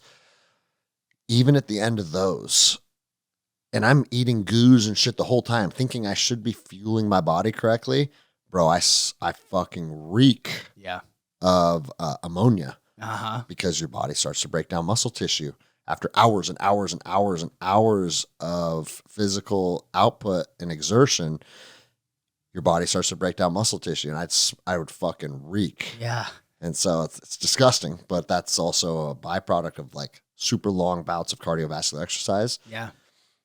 A similar thing could happen through this. Yeah. I've thought about that. Right. You know? I mean, all of those internal processes that are happening at a cellular level, including the die-off of parasites and senescent cells, like there's it's got to go somewhere. And so I don't plan to sweat. Like I don't think sweating is a good idea. I'm not going to either. Yeah. No. I'm not going to exert. It even says that in the book. It says physical movement is good, but nothing that like engages your fast twitch muscles. Right. So there's no sprinting, there's no lifting, there's no rolling. It's just basically get up and walk around. Get up and walk. Yeah. Yeah. Jenny's actually doing it with me. Is she really? She's like, I want to do it with you. Wow. What like, a gangster. I was like, okay. And to me, there's a part of me that's kind of like, are you sure? Because I've been super strict on my diet since I haven't had a bite of cheap food since May 13th. The only thing I have consumed is meat and fruit, and that's it. That's a lie. I had one night I had a salad. So a couple vegetables in there too, right? But still 100% Damn. plants and animals, and that's it. And I think that that's probably going to play into being beneficial for me. Like you said, Yeah. because part of any type of fast, like if you go from eating McDonald's and drinking Cokes to fasting, you go through a very, very aggressive detox. Oh, yeah. And I feel like I've gotten through a lot of that already. Yeah. And now the detox is going to be more specifically targeted. Yeah.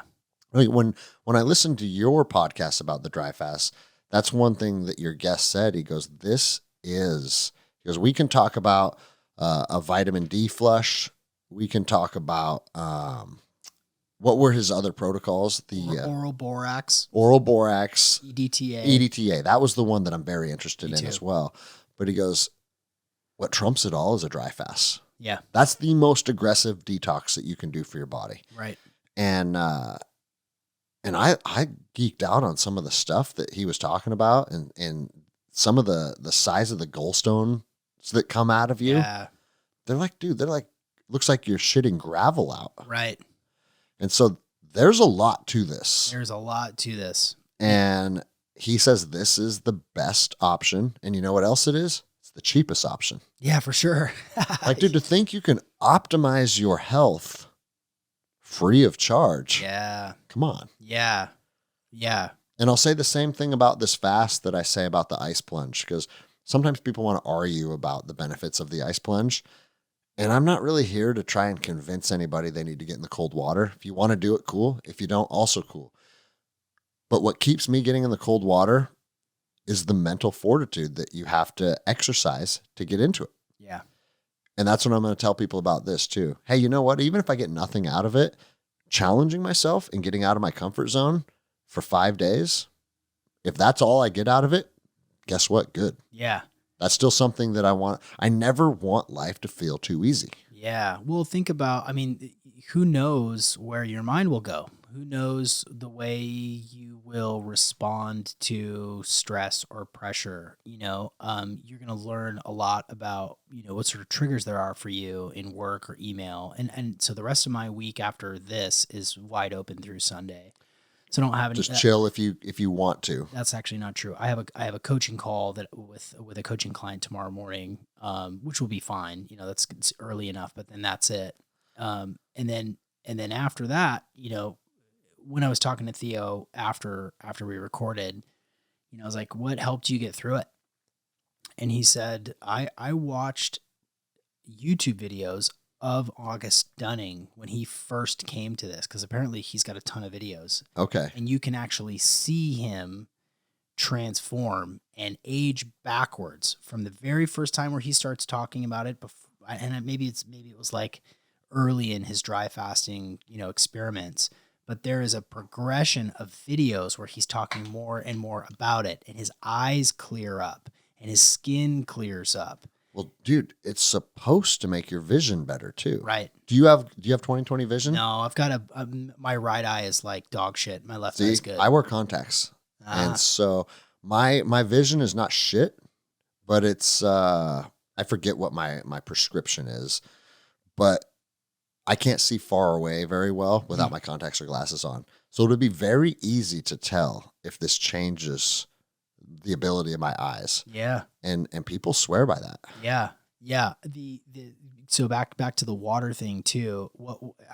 After I recorded Theo, I was like peppering him with questions, and he's like, man, I'm I'm not the guy. I'm not the expert. You should have August on your podcast, and I intend to after this. Theo's not local, right? No, he's San Diego. Well, he's Montana now. Okay. Yeah. That makes me sad because I want to invite him up here. Yeah, he would come. know? He's a fascinating guy, and I really enjoyed that episode. I was Yeah. like, oh, I would love to sit down with that guy. He's an encyclopedia. He just has this forgotten health is the idea, and he actually has a couple of really cool products that he has formulated. That's all American made, American processed, chain of custody all through. So he makes a humic and a fulvic product, and that's basically, for lack of a better, just to really simplify it, it's basically soil. It's the mineral that we find in soil. Okay. And one of them is a powder, and then he sent me another one that's like a tincture underneath the tongue. And so this is like gut health and energy, and it's giving you all these, phytonutrients and polyphenols. It looks kind of like activated charcoal. It's like a black powder, but you drink it up. So when I was talking to him, I was like, I'm probably going to go into the Puget Sound. Do you think that that's a good idea? And he's like, I don't see why that wouldn't. It suggests you go be in cold water to deal with some of the increase in body temperature. So I'm going to at least a couple of times get into the Puget Sound. And because it's salt water, so this is another element that I think should be mentioned here is, so you can't get a drop of water into your mouth because it then activates your salivary glands, and it basically starts the digestion process anytime something goes in your mouth. But if you absorb water through your skin, through soaking in cool water or going into the lake, or in my case, going into Puget Sound, it doesn't do the same thing. It doesn't activate your digestion. It doesn't activate your pancreas, gallbladder, liver to like, okay, we're getting food, we're getting water. So as you absorb water through your skin, that's actually a really good thing. And we talked about this via text. In some cases, enemas are suggested as well. So what he said, what Theo said he did was, he's like, you want to make sure you eat enough the day before that you have a nice bowel movement on day one in the morning. Because if you don't get all of that fecal matter out of your system, it dries up. Shit. So he said, so what I'm drinking right now is humic, it's bladderwrack and Irish sea moss, an element packet, because I'm trying to give myself the magnesium and the potassium, the minerals that will, kind of create the basis before. But he was saying that. So I'm drinking a First Form Energy. You're drinking a First Form. It probably doesn't have all those things in it, right? No. And bro, I don't remember if we were recording or is when you walked in here, but I told myself the day before I'm going to cut out caffeine. Yeah. I'm going to cut out nicotine. I'm going to cut out THC. And then I woke up, I was like, fuck this. Nah. I want coffee today. I was the same way. I want coffee today. Yeah. And I'm actually not addicted to nicotine. I use nicotine because I enjoy nicotine, but I can set down nicotine at any time. Like I could go the next 2 months and not have a Zyn and not even be called to have one. Really? And bro, I don't know. That's not me. I don't know. Like ever since I was a young Ranger, everybody in 2nd Ranger Battalion chewed Copenhagen snuff constantly, bro. And guys got fucking like irritable as shit. Yeah. And my rule is I chew Copenhagen when we're doing the Ranger mission. So when I'm on patrol, when I'm in a patrol base, when I'm overwatching a sector on a rooftop, when I'm doing infantryman shit, having a chew in feels good. Huh. But outside of that, I never even wanted one. So when I was in the barracks or I was out with my girlfriend or like, it wasn't that I was like, oh, I'm not going to have one because of like a discipline or setting boundaries for myself. Is I didn't want one. That's interesting. And so like, maybe I just don't have that addictive drive for nicotine, but for alcohol, I do. Like if I get drunk the next day, I want to get drunk again. Yeah, I'm the same way. And I can control it, and I don't have a problem with alcohol. Yeah. I probably, it's funny because I had some whiskey I just said I haven't had anything other than meat and fruit, right? But like I will allow when I'm eating super clean, Yeah. like having a couple shot like whiskey on ice. I'll allow that because there's no nutrients in there that are going to throw me out of what I'm currently in. But I probably drank once in the last 3 months, but the next day you want a little more. Oh, for sure. And I'm acutely aware of that. Yeah. Because my father, he had a glass of whiskey every night. And I don't say that with any negative connotations because he was a high functioning person. His businesses, everything he did, everything he dedicated himself to, he did well, but he liked to have a glass of whiskey every night. Yeah. And I could see that being me if I didn't purposefully say no to that. Yeah. So I know I have that addictive gene in some things, but other things I seem like I don't. Nicotine is a problem for me. So are you going into this with like, oh, we're going to go through some nicotine withdrawals? For sure. Okay. Yeah. The last time that I quit Zyn was, I don't know, maybe 6 months, maybe longer than that. And about 3-4 days in, I was super irritable. I had brain fog. My throat hurt because, I'm gutting, I'm swallowing the saliva that comes up from the Zyn that's currently in my mouth. But the cool part is that even though I felt irritable and had a sore throat and had brain fog and was, kind of unpleasant to be around, my salivary glands reactivated. So when I think it was, what did I go? I think I went like a month without it, but it was in that first week where it was like, oh, like my mouth has more moisture to it. Yeah. So that's going to be an asset, I think, for me this week as I don't eat or drink anything. Like I think my salivary glands are going to activate again, which is good, but for sure, like I'm going to go through some pretty serious nicotine and probably some caffeine withdrawals as well. Bro, you know what I'm more worried about than nicotine and caffeine is no sex. I was going to ask you about that because the last time, when you were prepping for your ayahuasca trip, couldn't do it. Supposed to be a week without sex. Couldn't do it. Maybe I am an addict there, but I always tell myself it's a healthy addiction. Yeah. Like I'm not addicted to fucking jerking off to girls' feet on the internet or some weird shit, right? Like I think I have a pretty healthy relationship with sex, but it's something that is a constant part of my life. Sure. And dude, I'm not right. Like you want to talk about brain fog or that wild animal that starts to fucking just get stronger and stronger and stronger to where it's like you're walking in the grocery store and there's like fucking predator, So it's probably a good thing that your wife's doing it too. Right? Yeah, for sure. Then she's going to help you stay accountable. But it said that is part of the fast is like retention of all your bodily fluids. Right.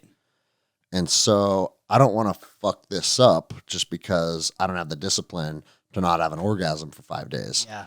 But I also know that that's going to be probably, or maybe the state in which it puts your body in, it'll diminish your sex drive. Maybe. I hope that's the case. Yeah. But yeah, that's actually, I am looking or not looking forward to that more than any actual substance that I use. Huh. The other thing that I think is good about it is I never want to be dependent on a substance. Yeah, I'm with like you. I don't, and I mean, fuck, dude, we have symbiotic relationships with all kinds of substances worldwide that we are dependent on sodium. Yeah, and so, but there's substances that I have started to become what I realize I'm dependent on is THC. Yeah, I don't sleep right without THC. And so I'm not, I joke sometimes and refer to myself as a stoner, but I'm not a wake and bake guy. I don't use marijuana as part of my life for anything other than right as I'm winding down for the end of the night, eat a gummy or two or take a hit off of a joint. But what I've noticed is it used to be a couple puffs off a joint and I'm good to go. And then it's half a joint. And I'm to the point now where I can suck down a whole joint. And I'm like, I don't think that that's a good thing. Sure. That my body is building up such a tolerance that you need more and more. Yeah. So I'm actually thinking about cutting THC out of my life for a year. Ooh. because I cut it out. I cut it out for a month. January. I didn't use any THC for January. Uh-huh. And I was like, on February 1st, I'm gonna take 2 puffs and go to the moon. Bro, I sucked the whole joint down and felt fine. Really? And I was like, oh, that tolerance must take a substantial amount of time to degrade because my tolerance is still fucking high. Huh.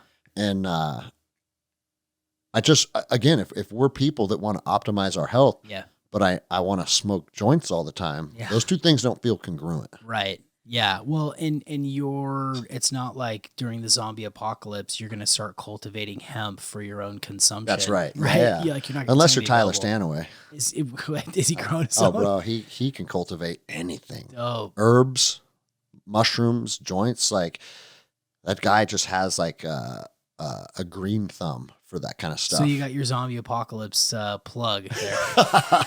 Yeah. Nice. And he can fight. And he can kill zombies. But then here's the other side of that, right? I have a buddy, his name's Tim. You'd be fascinated by Tim. His sister had stage 4, I forget what type of cancer it was, but super, super aggressive cancer. And he did a bunch of research on a protocol where you ingest literally, I want to say it's like over 1,000 milligrams of Rick Simpson oil a day. Wow. Yeah. And bro, resolved it. Really? And she's cancer free to this day. And it was one of those circumstances where it's like, hey, nothing else will work other than aggressive chemotherapy. But they lost their mom to the same cancer and watched her go through that process. And she was like, I'm not ready to do that. And he goes, will you try this? And she did, and it worked. And it was like the paste in a syringe kind of deal? Yeah. Yep. Wow. And so I also believe that, and this isn't me trying to convince myself so I can keep using THC. I believe THC is one of the most natural medicines available on planet Earth. I mean, we have cannabinoid receptors that nothing else binds to other than cannabinoids. Right. So we do have a symbiotic relationship with that plant. But just because I believe that to be true, I still want to have a disciplined approach to it and be in control of it. Yeah. I took all of 2018 off of alcohol and cannabis. I was doing a pretty deep spiritual practice that was associated with astral projection. I think maybe I've touched on. We talked about it last time. Yeah, about your first astral projection. So I decided that for all of that entire year, I would just abstain from booze and weed because I wanted to keep my vibration high. I wanted to be I just wanted to be totally coherent the entire time. I was meditating every single day. I was having, astral projections in float tanks and at sleep at night. And so I wanted to keep my vibe high. And so I took a year off, and it totally reset the whole relationship from that day on. Like I'm like weed's not and I've been a stoner for a long time, kind of through college, and go through waves of every single day, go through waves of like thinking about it at about noon just because I can and fuck you guys kind of a deal. And then and then after that year, everything was kind of totally reset. So my desire for it, how it affected me, like it totally reassociated. But here's the other thing that I was thinking about too, is like when we kind of chose a shitty time to do this. Because it's hot as fuck out. It's hot out. Yeah. So this is the biggest heat wave we've had in a long time. It was above 90. Yeah. And I know some people are like, that's nothing, but to Washingtonians, that's something. Dude, and it's uncomfortable. And you and I shouldn't be sweating, Yeah. And so we're not really going to be able to spend that much time outside during the daytime. And the other thing that I think about too is, and I know that you probably share this as well, is, I'll go through at least 1, sometimes 2, sometimes 3 element packets a day. Bro, I go through 4. Every day. Every day.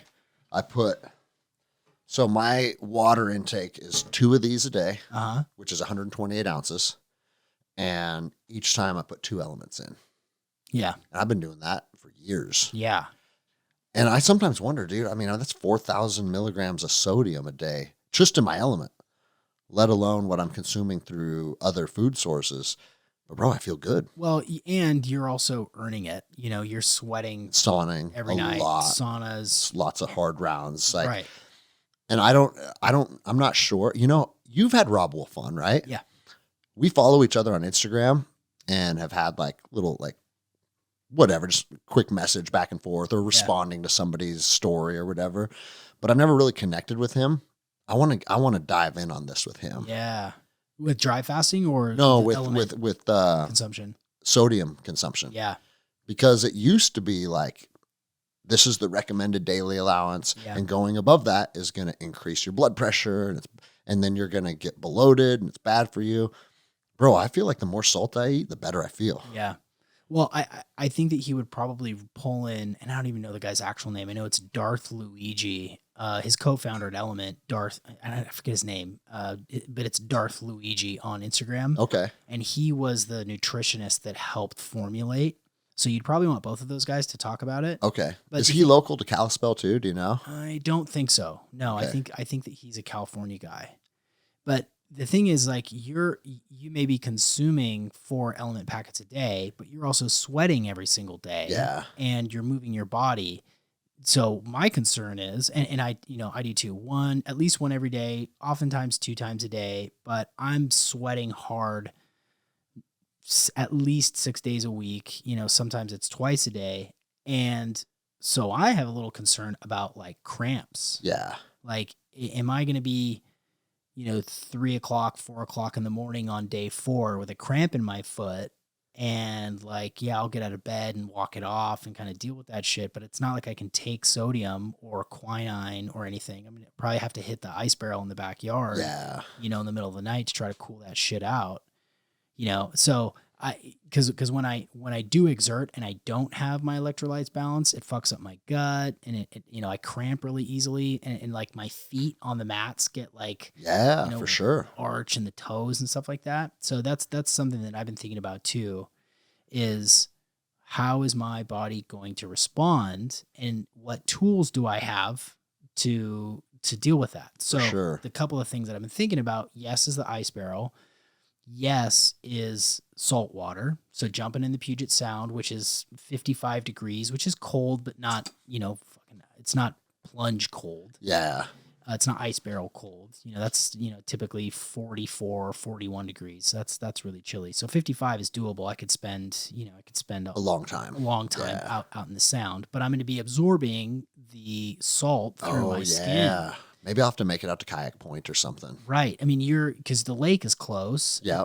But it's fresh water, so you're not going to be absorbing that salt. So like, am I going to have to like get in the car and go to like downtown Edmonds or Picnic Point? Yeah, probably 2 a.m.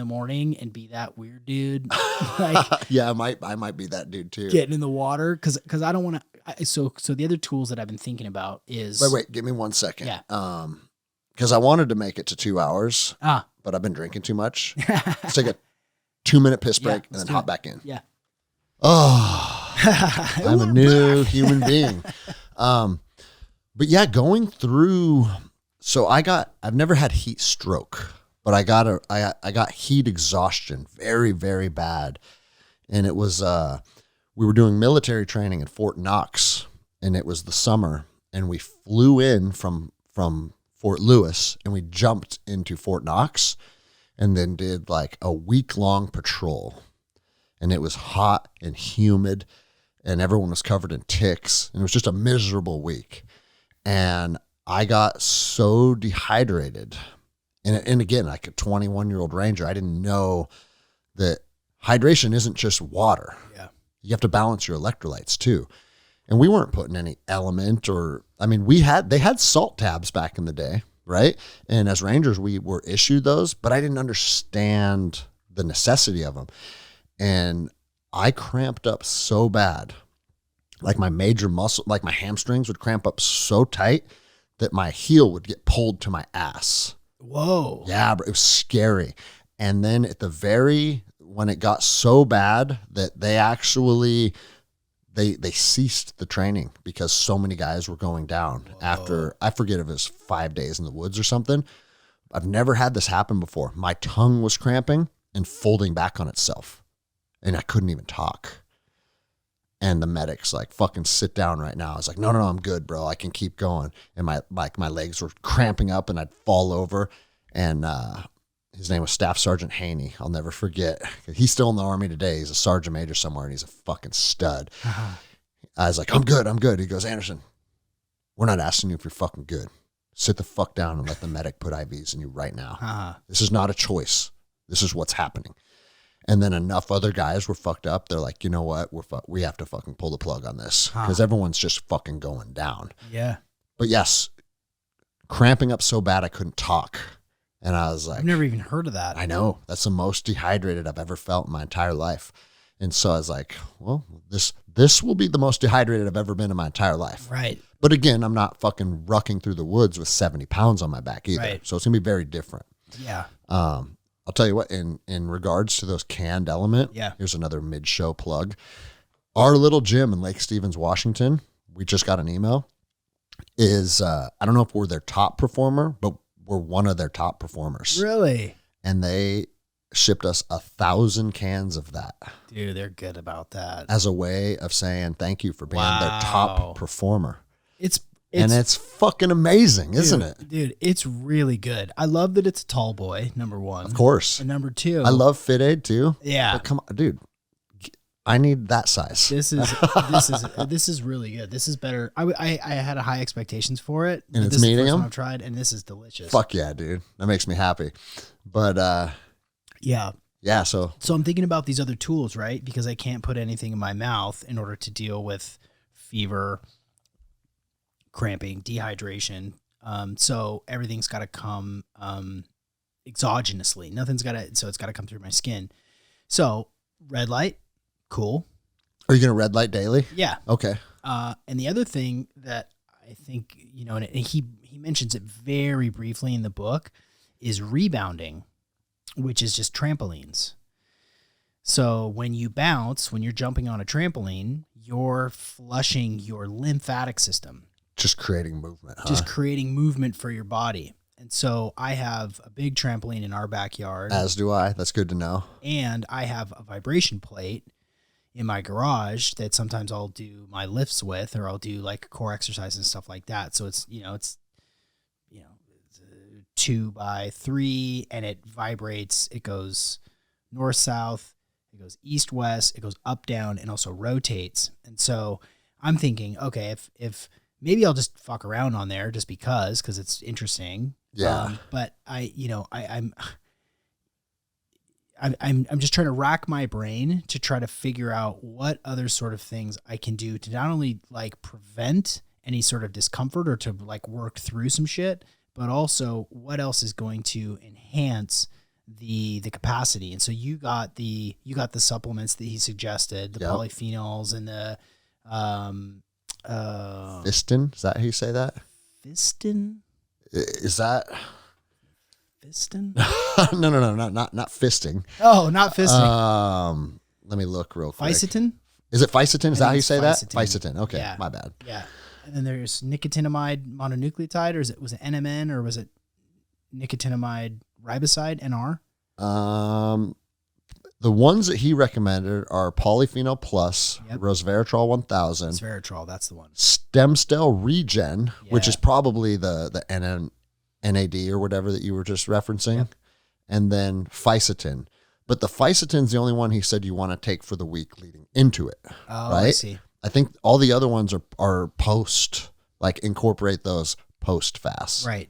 I hope I got that right. Yeah, I think so. I mean, that sounds right. I have a couple of, I've got a couple of supplements that I have in the stash, quercetin on the back end. And then I have this product from this company called Do Not Age, and it's called Sirtuin 6 Activator. And Sirtuin 6, and I'm not a scientist, but it's brain health basically. Okay. And so I've got some Sirtuin 6 Activator, a product there. And I actually have some NMN and some NR. So nicotinamide mononucleotide and then nicotinamide riboside, which basically, like, how I understand it from the research is that it just basically like solidifies the impact. it sort of locks in the effect Okay. you get. So it's nourishing your body in a proper way coming out of the fast. And we haven't even talked about how you break the fast, but sipping on baking soda water is how you break your fast, Yes. which is bananas. So when you break your fast, so when we wake up Monday morning and we can pour a glass of water and put, was it a tablespoon? Yeah, I think it's a tablespoon of baking soda in it. Yeah. How long do you sip that before you can incorporate a bone broth and actually start bringing in some nutrients? I think that what he said was you can, I think what he said was you can start to do it on the second half of that first day. Okay. Where you start taking bone broth. And so that's kind of my plan, is to like sip slowly the baking soda water, and then, you know, have some bone broth later in the afternoon or in the evening. It'll be interesting to see just what that reactivation process looks like as far as my appetite, you know, and I have a suspicion that once we get that baking soda water in, that our appetite is just going to go through the roof. Yeah. And it suggests like, no, you need to really stick to bone broth for a couple of days, so that you don't overload your pancreas. Okay. And there's another detail in there too, is like, if you make it to day 3, you have to go to day 5. Yeah, I remember that in the protocol. Because day 4, if you stop at day 4, once you have that partial release, that beginning, so the stem cells start to like begin to like accumulate so that they can be released into your system. And if you start eating on day 4, it will stunt that process and potentially do some damage to your pancreas. That's such a strange concept for me to kind of conceptualize, because what is all the benefits of this? Why are they occurring in the first place? And it seems like if you were in a plane crash in some fucking desert somewhere, Right, desert. and you're walking to civilization, and now you have no food and no water, your body starts to go through all these processes, right? But at the end of day 3, you finally make it to a little village, and they give you a cup of water and like whatever food source is available. You wouldn't think that would be detrimental for you. Yeah. Right? From a survivability standpoint. Right. It's a little, but according to, it seems counterintuitive, but according to these studies, it's like, hey, go 3 days or 5 or more. Yeah. But don't fuck around with day 4. Yeah. And, that's actually a good thing to have in the back of my head though, because if you're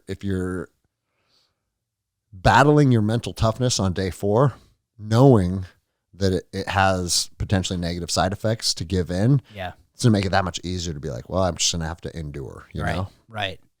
Yeah. Well, and day 5, a 5-day dry fast is kind of just the beginning, right? 7 is like the full stem cell release. So it starts at 3. You get a partial stem cell release at 5 days, but 7 days is like, has the most research attached to it. Yep. It's just like autoimmune disease, cancers, tumors, asthma, like all of these different things that they've really studied really extensively by those Russian doctors.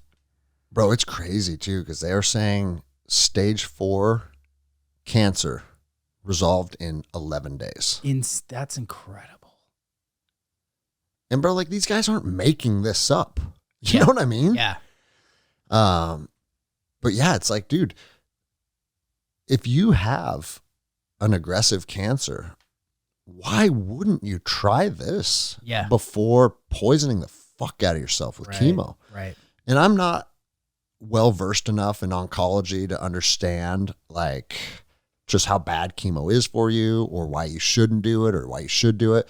But what I do know is I have 2 friends now.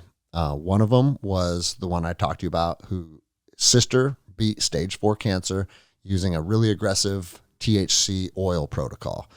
I have another friend who, her dad, stage 4. Again, I forget what cancer. I'm actually going to have her on the podcast because she's a powerful fucking woman. Her name's Carrie. She owns Flourish Massage here in town, but it's not just massage. It's like cryo, red light beds. Like she's geeking out on all the same stuff. Sweet. She read the book, I want to say it's called The Cancer Industry. Have you read that? No. And implemented a protocol for her dad. And she said, Dad, listen, I know that this is what your doctors are telling you. Would you give me, I forget what the amount of time was, but like 3 weeks or something to just try something. Mm-hmm. I've done all the reading. I believe this is going to be a viable option. And he's like, yeah, I'll do that. And it was a baking, like a really aggressive baking soda protocol. Yeah. And bro, his cancer's gone. Incredible. And when he went to the doctors, they're like, wait, what? What is going on here? Like they were baffled too. So bro, like, and this isn't me like taking a stab at Big Pharma or like, we already took a stab at Big Pharma earlier in the show, right? And again, these doctors also don't know what they don't know. Right. And so if you're a person that is experiencing one of these diagnoses, why wouldn't you give it a try? Yeah.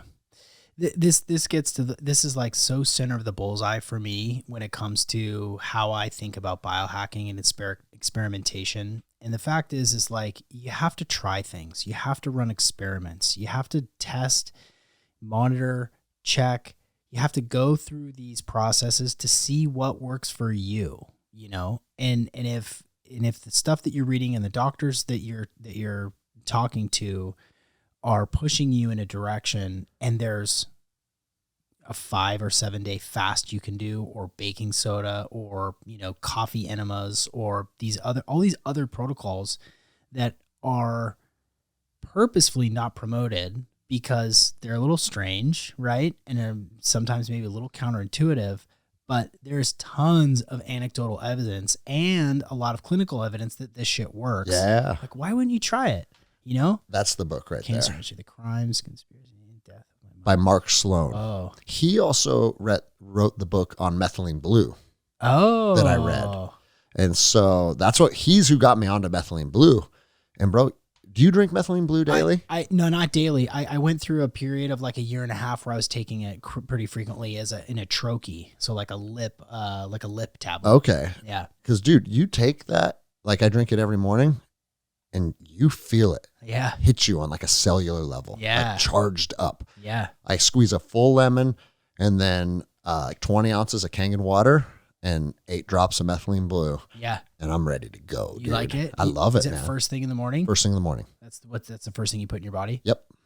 And so, and again, like I don't have any data. I feel like I'm pretty in tune with my body. Yeah. And you feel charged up after you do that. Yeah.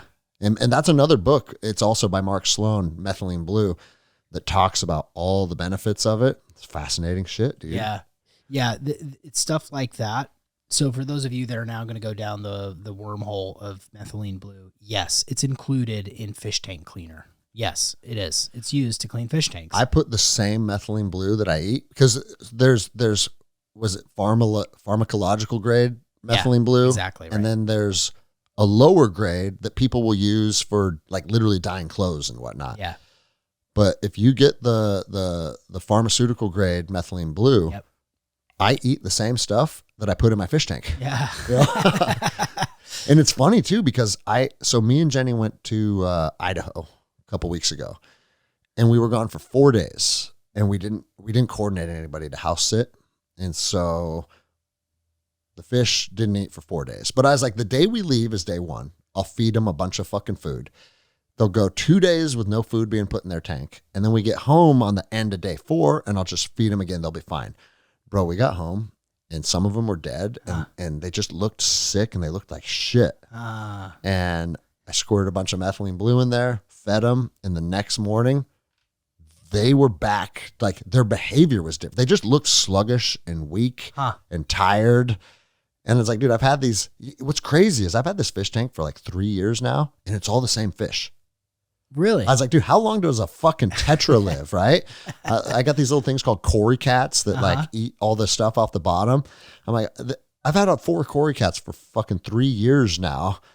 And I Googled it and they can live for 10 years. Really? Yeah, it's nuts, and dude. The tetras are that old too? Yeah, the tetras are that old too, man. I used to love that we had neon tetras. Those like red, white, and blue Yeah. tetras. All the neon tetras that I put in there died pretty fast. But the bigger tetras, they're fucking going strong. It's Nice. been years and years, man. There's a guy in Sarasota, Florida, Dr. John Lawrence, and he's got a whole bunch of different methylene blue products, including eye drops. Okay. So he's now doing sun gazing and methylene blue eye drops.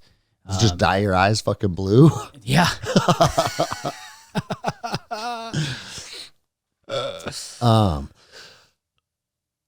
Do you have anything else on the fast that was on your mind, or points you wanted to bring up, or things that you think are important to relay to people? I think it's important to reiterate the fact that we're not advocating for this. No. Right. And that's why I said that on my Instagram post too. Like, I read a book that intrigued me and I'm going to try it. Yeah. And it's not like a disclaimer, so you don't go kill yourself from my words, because I don't think I hold any liability, but just being authentic and honest. It's like, I could also get real sick and hate it. I'm not beyond admitting that. I showed my wife that specific post, and she's like, he's putting it the way that you're presenting it. She's like, that makes tons of sense. She's like, you could learn a little bit from Greg, because the way that you talk about shit is like, you know all about it, and it's the thing to do, and you should do this. And I'm like, you're like, hey, babe, I do know a lot of shit. What the fuck? Yeah. That's all I do. She's like, but like, you know, staying impartial about it and staying grounded about it and saying, I don't know. Like you even said, like, you know, I might die, you know? Fuck. Yeah, fuck, dude. Like, who knows? Who knows what's going to happen? That's how my legacy ends. He fucking dehydrated himself to death. Fucking idiot. No, but I think it's literally like anything, man. Go into it, be cautious, be curious, and most importantly, listen to your fucking body. Yeah. But listening to your body, that's a double-edged sword, right? Because there's a lot of things inside of our body that want us to stay weak. Right. If I fully listened to my body, I would probably never do another workout. Yeah. I would probably never get in cold water again, right? So you have to walk the line between hard and stupid. Yeah. Have you said that before? Yeah, I have, dude. Yeah. And because you can err on the side of stupid and start to damage yourself too, because you're just too mentally tough. Yeah. And like, that may sound cool, but that's not cool. Yeah. Like, listen to your body and have a relationship with the way in which your body is trying to communicate to you. And then I'm hoping that that relationship is good enough that if it does get to a point where it doesn't seem to make sense anymore, that I'm not going to be too stubborn to terminate it. Yeah. I just can't terminate on day 4. Yeah, right? just make it through day 4. Okay. There are actually 2 more things that I wanted to kind of touch on. And one was around part of this for me is also a spiritual process. Yes. You know? Agreed. And, you know, I think I told you this, but, you know, my wife was raised with a Muslim father. And so to impress her in high school, when we started dating, I observed Ramadan my sophomore and junior year. And during that time, you know, I was an athlete. And so not eating or drinking water during the day was like super inconvenient, but I wanted to impress this girl. And then she quit like the next year. She's like, I'm over it. I'm done. So it worked out. But when I was doing that, when I was going without food and water during the day and still competing and still training and still, you know, going to school and stuff like that, I remember very distinctly moments where parts of my perception expanded. Okay. Parts of my awareness expanded, almost like my peripheral vision got better. Almost like I could hear little whispers going on, you know, it was an increase. I'll just say what it was. It increased my intuitive senses tremendously. Okay. And, you know, for those of you who've listened to podcasts where I've been on before and, you know, speaking to you directly, Greg, like this is practices like this are a big deal for me. And my spiritual practice involves long bouts of meditation, you know, prayer, connection with spirit guides, work with ascended masters. And this is going to be a really interesting opportunity for me to take another crack at that elevated perception. Okay. That raising of my consciousness. Now, I don't know what that means, and I don't know what that's going to look like. You know, I might start seeing fucking ghosts. You know, I might have bizarre prophetic dreams. I might just get even better at some of the gifts that I've been cultivating for the last 15 years. I don't know, but I am very interested in seeing how this affects my perception, my consciousness, my connection to all that is, all that was, all that will be. So I'm going to be talking about it a lot. I mean, I'm going to be posting throughout the day. I'm going to be, doing videos on it. We'll do a recap when we're done. Yep. I'm going to give disclaimers and stuff like that, but I'm going to take pictures of my piss and I'm going to take pictures of my shit because I think it's interesting. And, again, I'll say, if you don't like seeing this stuff, yeah, don't go to my social. Don't go to my social, but I want to catalog this stuff. I'll take before and after physique pictures. And I wanted to ask you about that too. The other thing that I'm doing is I'm going to take a blood test today. There's a platform called SciFox Health, which takes 17 biomarkers. Okay. It's like a blood smear that you do at home. You mail it off and it gives you, I actually waited too late because my testosterone is going to be low because it's 4:00. So it's not going to be that accurate, but I'm going to have a 17 biomarker readout for today. And then on day 6, I'm going to do another one. And I'm fascinated to see what shifted in my blood. Yeah. My inflammatory markers, my my stress markers, my hormone markers, like what is going to be effective. And I know that you said that I wanted a DEXA scan, but I didn't get in on their schedule in time, which now kind of fucks the whole thing. Yeah. Because if I were to be able to get in even tomorrow, it's going to change it dramatically.